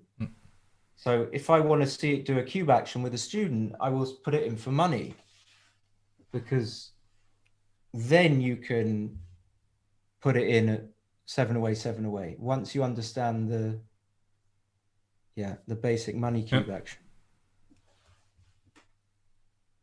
So what I should have done is to think about what would it be on an even score, and if I would have thought then it's still a close thing, then trailing 4 points should convince me that I have to play on. If I think it's generally a close thing, where I don't know too good or not too good, then it should be the tipping point that I'm so far behind in the match already. Yeah. And I have to be more aggressive with the cube. And more aggressive is, again, for the viewers, also playing for the gammon earlier and more. Okay. Then we jump to game number 5. To move number 3, where I screwed up 6-5. I completely overlooked making the 3-point here. But it's obviously a very strong play. Yeah, well, I was making your play again, but now I see it. I don't like coming off the 24 because it gives me 5s as well. To me, it's like a combination. Now you make it a combination of like, you've come off, which is good for you, but now you've made it like 4s and 5s. It's just this concept of you're giving away too much, so you can't afford to run. Obviously, we want to run, but it's too big. Yeah, we want to run, but we are still 7 points, 7 pips behind in the race after the move. So yeah. Okay, if you look at it that way, that's true as well. So priming has some merit, even though the 3-point is not the perfect priming point here to make. But Yeah, I'll go with you on that. But yeah, I think if I could really run without cost, I would love to get one of those checkers out, even though I'm behind. But I might be wrong. And running is a little bit like slotting and splitting, which we usually don't want, because if the opponent does not hit our slot, he can attack. That's exactly what I'm saying. Yeah. You're basically creating that kind of It's not splitting, but running is the same, because I'm vulnerable at the ace point, and if you don't hit, you can hit on the ace point and then maybe hit my slot later. Yeah. This combined with the slight race disadvantage, makes it obvious that this is a blunder. So at least we solved this one. Well, I think you're a master at solving them, that's for sure. You're an absolute master. Yeah, but the problem is you get nothing for explaining your errors. I think it's a little bit more important to avoid errors. That's where I'm working on. Yeah, but I think you can't fail but to improve if you carry on to a pretty high level. Yeah. But yeah, for me, that's all these explanations. I totally follow you completely. They're that's all that I use. All those things are what I have in my mind when I'm making decisions. And you are, seeing. Yeah, I mean, I play like about 3.8, 3.7 maybe for money.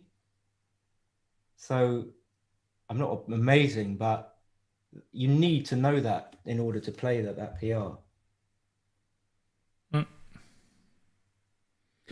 Yeah, let's see what will happen in the next month. So we have this in move number 6, the cube decision. It's a close one. Oh yeah. Yeah, but it's a cube, yeah. Oh, let's check on ++. At least on 4-ply it was a close cube. It's always a good thing to see when you can double from the bar. Yeah, on ++ it's still a very, very small double. 4 millipoint error not to double here. Yeah. Anyway, nice one. I have to praise myself a little bit. I'm with you. I think if people can see me, I keep looking. I'm just ordering food. I guess you must have eaten because it's later for you. But I'm just gonna order a delivery while I'm talking to you. Yes, I also saw that you are also eating while streaming. So just feel like in your own stream. Feel comfortable. Yeah, I muted myself when. No, I saw this one video on. Oh. The big problem is that since I started streaming in February this year, and since then I hardly find time to watch other videos. Before that, I enjoyed, for example, the UBC finals videos, which were really awesome. But now I rarely get the chance to watch other videos, because I have a normal job, 40-hour job. Mm-hmm. And I also, of course, want to watch my own streams because I want to learn from them. So it's tough to find opportunities to watch other streams. But I watched yours from last Friday. I watched on the weekend, and I think another one. And in one of them, you were chewing nuts. Yeah, I get very hungry when I stream, and And now you're thinking what you are ordering, right? What are the options? Let us know. well, just probably Japanese. Ah, cool. Yeah, I love Japanese food. just because it's not too fattening. Hopefully. Okay, but we're coming close to the end anyway. Yeah, that'd be. So now we have my huge blunder where I missed that I can make the 6 prime from far behind. Ooh, that's horrible. Ah. I overlooked this, that I can didn't make the even 6 know. prime. I didn't even know that this. Yeah. Nothing to talk about here, I think. I just overlooked this. But this was expensive. 468. Congratulations. Yeah. I think we don't have to discuss this. But then comes the double 2. Okay. Oh, I did not hit. I made this 3 point. Okay.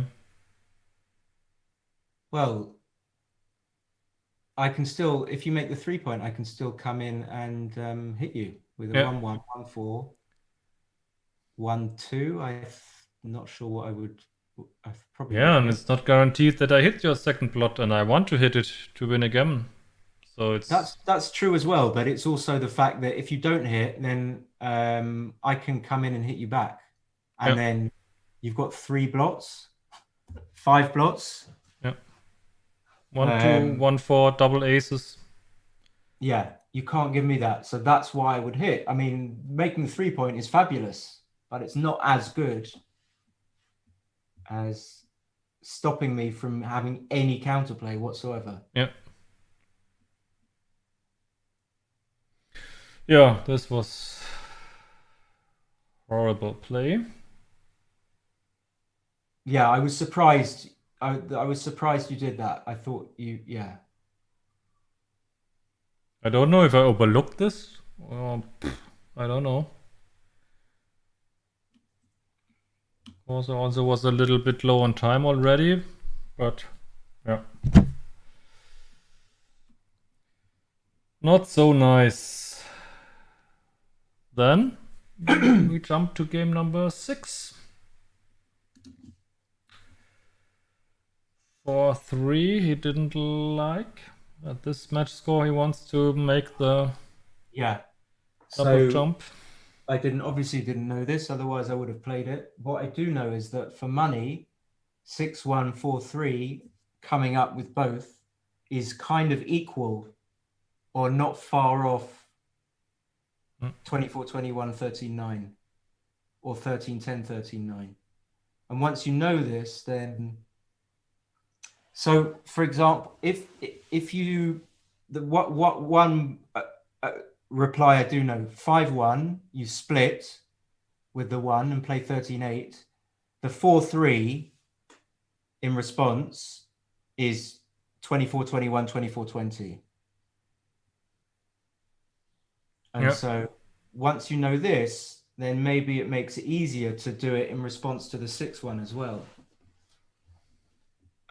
Especially at this score, I'm trying to just make an anchor.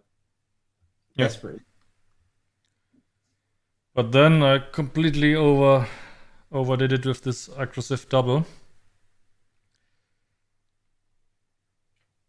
Yeah. Yes, it might be a double, or is it double at 4-way, 2-away, but not at 4-way, 3-away, where your gammons still count? It could be like a tiny no double. I will check this. Or just it could be. But such an easy take. Sure. I don't know if it would be a double at 4-away, 2-away. My guess is it's a small double. Let's see. I will show it to the viewers. The analyze is still running. You say I'm small, gonna no double? say no double. Oh, at plus plus, it's 40 millipoint error not to double at 4-away, 2-away. Wow. So That's it's beautiful. pretty clear double. And Yeah. I mean, again, it's like two schools of thought. One is like, well, it doesn't matter because it's such an easy take. But if you roll one of the good numbers, you definitely want to have cubed at 4-away, 2-away. Because you can just win the match. After like a double 2, you can just win the match. then we see how big a difference it is. Even though the gammon price is the same of 1. This is why I watch your streams, because I welcome this. It shows you the values. So the gammon price is the same, but the big difference is that your gammons still count. And you still have cube value. Yeah, I can still recube you when I get to about 85%. So and this makes a difference of about 200 millipoints. So here it's an error of 155, and otherwise it would be an error. Yeah. So like, what actually happened? Sorry to jump in. Yep. That I ended up winning the game on a recube. So I do have recube value. Yep, definitely. Yep. Which is why, like you said, at 4-away, 2-away, it's a different story. Yep. Because the cube is dead for me. Yep. But this was very educational for me to realize that there's a huge difference. Yeah. Yeah. Okay, then. 3-2, yeah, okay. Making the 23. So just don't make the 23 when I've got the 8 point. That's a general simplification. It's a rule, but it's not always true. You're not trying to play not to get gammons either. So making the 23, I thought, is very bad. It's like it's just asking to forgive me. It's just kind of saying no. It's sort of like a resignation. It's a bit harsh. I don't mean it to sound this harsh, but it's kind of resigning. Yeah, I'm priming myself more or less. Huh? Exactly. It's like you're doing what you don't want to do. And I get that sometimes we do that for some weird reason, psychology. But yeah, even playing bar 20, I was playing bar 20, I think. It's like, yeah. Bar 20 is fine. Yeah, I think for the 23 point, if you would have a stripped 8 point and maybe the 3 point instead of the 4 point, might be different, but well, then you can't come in on the 22 then, if I've got the 3 point. Yeah, but you can still play bar 20. Yeah. I see what you mean. You might have played bar 20 then, yeah. We can check this quickly. Well, bar 20 must be a lot better than everything else. So let me check this. So I advanced your 4 point to the 3 point, and I moved back your spare from the 8 point to the midpoint. But here still, it's still best to play bar 20. Just double checking on XG++, but making the 23 anchor seems to be a 30 millipoint error then. Right, so it's not as bad if I've got the 3 point to make it 23. Okay, I don't understand that really, but on plus, but bar 23.85 is a 47 millipoint error. And the second best, also bar 20 is the best, and bar 23 and 6.3 is the 34 millipoint error. Yeah, that's strange. Yeah, okay. Yeah. Not Okay, sure. then let's go on. Yeah, that's one of the things. I think it's not the highest priority, but what's interesting to find out these occasions when it's right to make the 23 point. I think I should not spend too much time on it, but I think it's an interesting subject because there are positions where Oh, for sure. Like a lot of people fail to make the 23 as well when they should do. Yeah, but most of the time they are right because it's really rarely the case that it's correct. Huh? But it would be interesting to find some rules. Yeah, but when you get to your level, when you get better, you can't. You will generally be getting all the positions right. Where now I'm confused myself. Where you don't make the 23, and then you'll still find that there are positions where you should make the 23, and you're not making it. That's what I find anyway. I don't know if that made sense, but it doesn't matter. Let's go on. Let's go on. Okay, then we have this 3-2 in move 6. So I did hit on the 10 point. Ah, okay. I missed the chance to split my backchecker, so to speak, by entering on the 22 point. Yeah, this is just a logical consequence of what we were talking about. You cannot come in on the 23 here. Yeah. Just too inflexible. Oh. Yeah. Yeah, it's too optimistic to try to play front game with this 3-man on the 23 point against this strong priming. I mean, it works sometimes if you roll exact 3s and 1s. Just keep on rolling 3-1, 3-1. Yeah, get one of those dice, the magnets that the Romanian guy produces. He has it's like a car, you know, the thing that opens a car door. Yeah. There's a video on YouTube, and you hold it and it controls the dice. Wow. Okay. He sells it. He promotes it on his YouTube channel. It's crazy.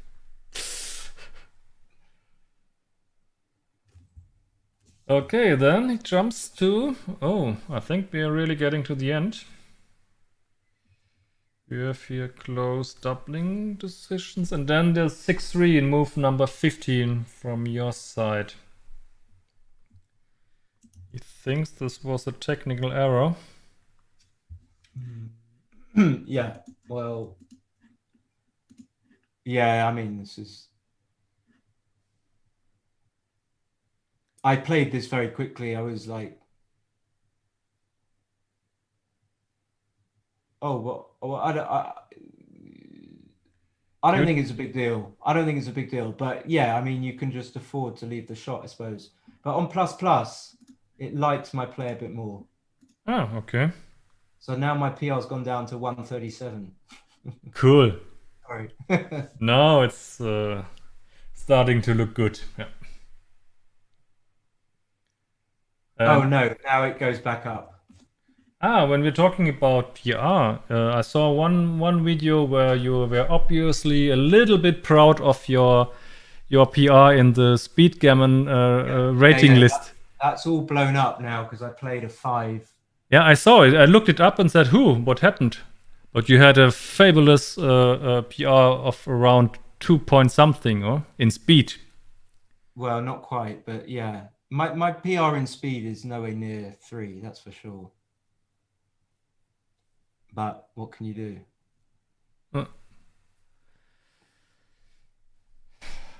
Okay, then yeah, on plus it's a 40 millipoint thing. Yeah, usually it's a good idea to clear the bar point, huh? When you're still on the... But maybe the fourth man on the 4 point and putting it a checker on the ace point is just too much, huh? Yeah. Okay. Yeah. I kind of see it. Because with a roll like whatever, 1-2, 1-4, or something like that, you would definitely clear the bar point, huh? Yeah. But here you're doing two things which are not so super, stacking up on the 4 and putting a dead checker on the ace. Yeah, maybe that's a reason.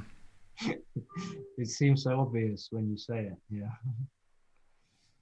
And when we see the XG results, many things seem so obvious. That's just a very important point. It's like I'm obviously XG is not wrong, but what if it were wrong? And we wouldn't really know because we trust it blindly. Yeah, that's right.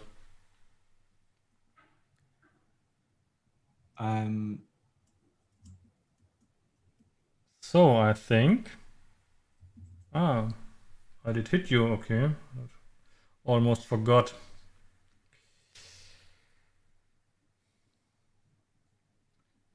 So then we are in move 24.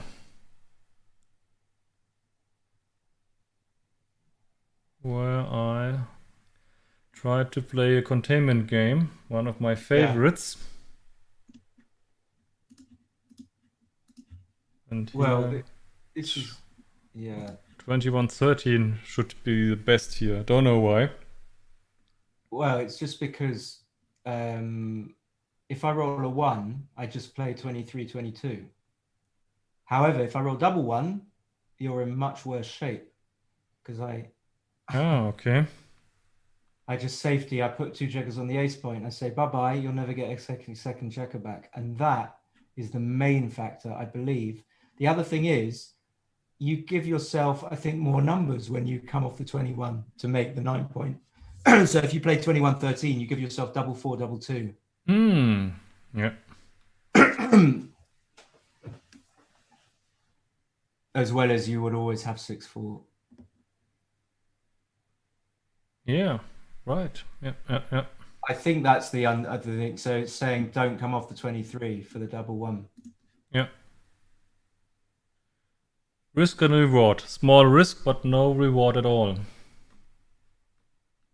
But then what might happen? Can you imagine if I roll a 1 and then you fail to, then you need to come off the 23, but you roll double 1, failing to come off the 23, and then I roll a 1, but I can't play. Yeah, but what is more likely that you... No, that's a stupid sequence. That would be... I think the immediate double 1 is more likely. That's the point, yeah. But you're right. Of course. Yeah. Okay, then I screwed it up another time with double 5. Oh, yeah. This is impossible.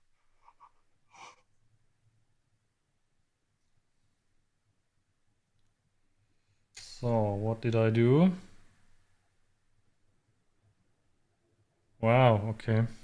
Oh, yeah, okay. I guess you need to keep the 7. Yeah, you need to keep the 7 point because you want to make it. And your play just says, oh, I'm going to give up all my chances to make the 7. Yeah, that's right. But I don't think this is an easy play by any means, especially like under some time pressure. And double 5 is like your only but it's after my play, I have only 3 attackers. On the other one, I have 4. Plus the chance to make the bar point with the ace. Yeah, clearly. Yeah, I guess this was time pressure. Yeah. When you look at it, it seems obvious. Double 5 is your only bad number, right? It's the dreaded number. It's the only bad number in these positions. Yeah. Everything else is like plain sailing. Yeah. It's pretty clear. I'm fearing here the 6-1 is stupid. Yeah.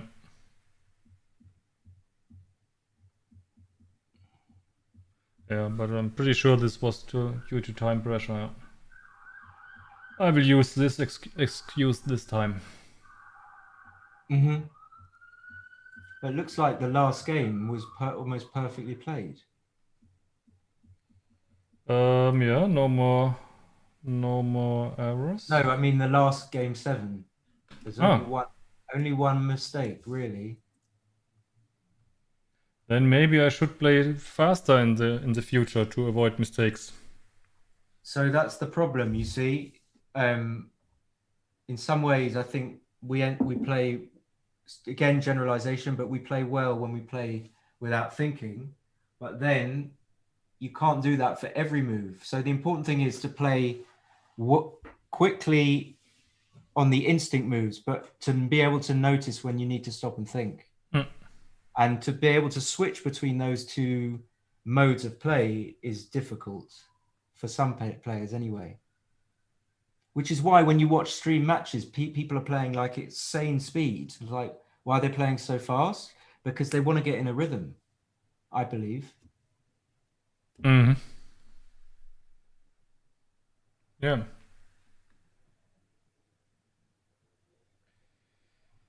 So, now, final game. This is very perfect.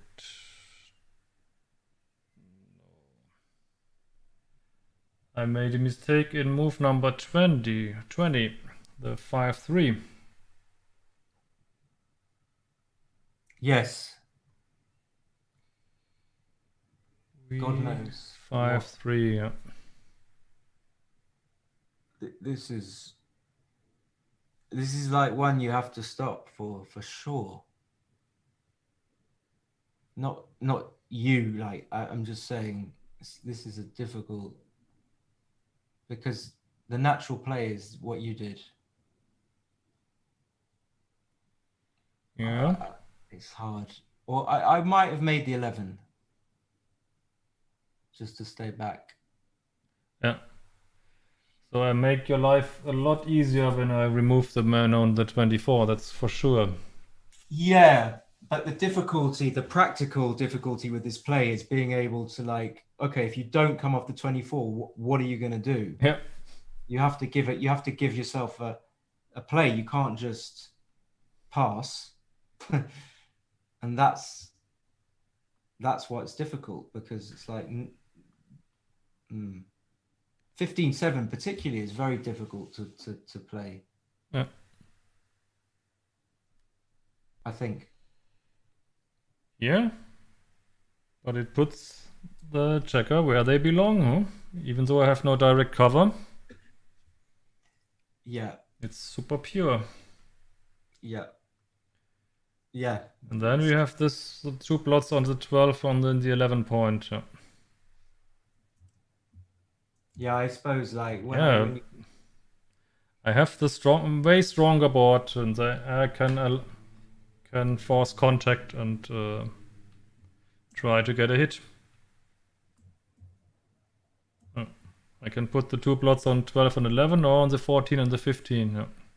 Yeah. I mean, yeah, it's not. I suppose it's not that difficult to make sense of, but under time pressure, it's like just being clear about the objective can be quite difficult. Once the objective is clear, then you know that even 15-7 is reasonable. It's like, just don't come off the 24. Yeah, genau. Yes. Stay there, and then the problem is you have to leave 2 plots, and you have to see that it doesn't matter. When you have the anchor and the way stronger board, it does not matter. Yeah, and it may even win you more gammons by forcing me to hit you or something. And maybe even some of the hits don't really hit. Right. That's the better point. That I'm not going to be hitting you unless I have to. The So when you fives, spread your blots around, then some of my doubles, I'm going to have to hit you, and I don't really want to hit you. I think. the fives hit for sure, but I'm pretty sure that not all the threes are hitting. Oh, with the 15-7. So Yeah. I was thinking with the when you make the 11, if you make the 11, then for example, double 3, Ah, yeah. I can't run from the 17. I'm not sure whether I would want to, but maybe I wouldn't do it anyway. But it's going to be well, actually, I'm not sure. About which move are you talking? I'm talking about making the 11 point. Yeah. And then which roll? But now I see that you're giving up the 14 point, and you want the 14 point, really, don't you? Because it's 6 back from my anchor on the 17. Yeah. So now I'm not so sure what the value is of breaking the 14 point. But you have to, because you've got no option. It's Zugzwang. Yeah.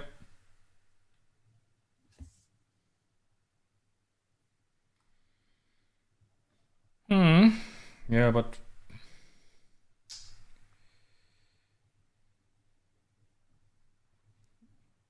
I should have realized that running cannot be good. Yeah, and then you have to search. But maybe there was not enough time. I don't know how many seconds left. You had like 54, I think. So yeah, but yeah. Yeah, but maybe it's not the last game. So yeah. That's true, yeah. So that's it for the mistakes. Yeah, that was great fun. Yes, I enjoyed it very much. Even though my performance was not so good, but Yes, I'm you sorry. saw that I made some good decisions, but not enough. Yeah, it was a great pleasure to have you here on the show. I hope we can repeat it sometime, or yeah, I would like that. Maybe sort of 6 months down the line or something. You know, we reconvene. Yeah, very cool. So I think we can wrap it up. Okay, And then. you can enjoy your food. Yeah. You really deserved it. Congratulations again for not only for winning, but especially for playing such a great PR. Thanks. And yes, I guess I will join some of your streams as a viewer. Let's see. Okay. All right then. Then, thanks, Simon. Okay, bye, And Liner. See you soon. See you. Bye bye. Bye.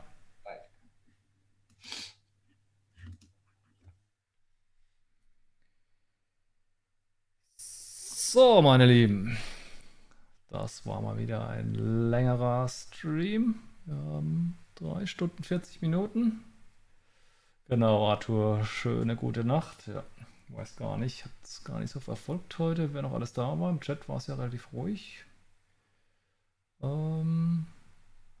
Ja, ich wünsche euch auf jeden Fall einen schönen Abend noch oder eine gute Nacht.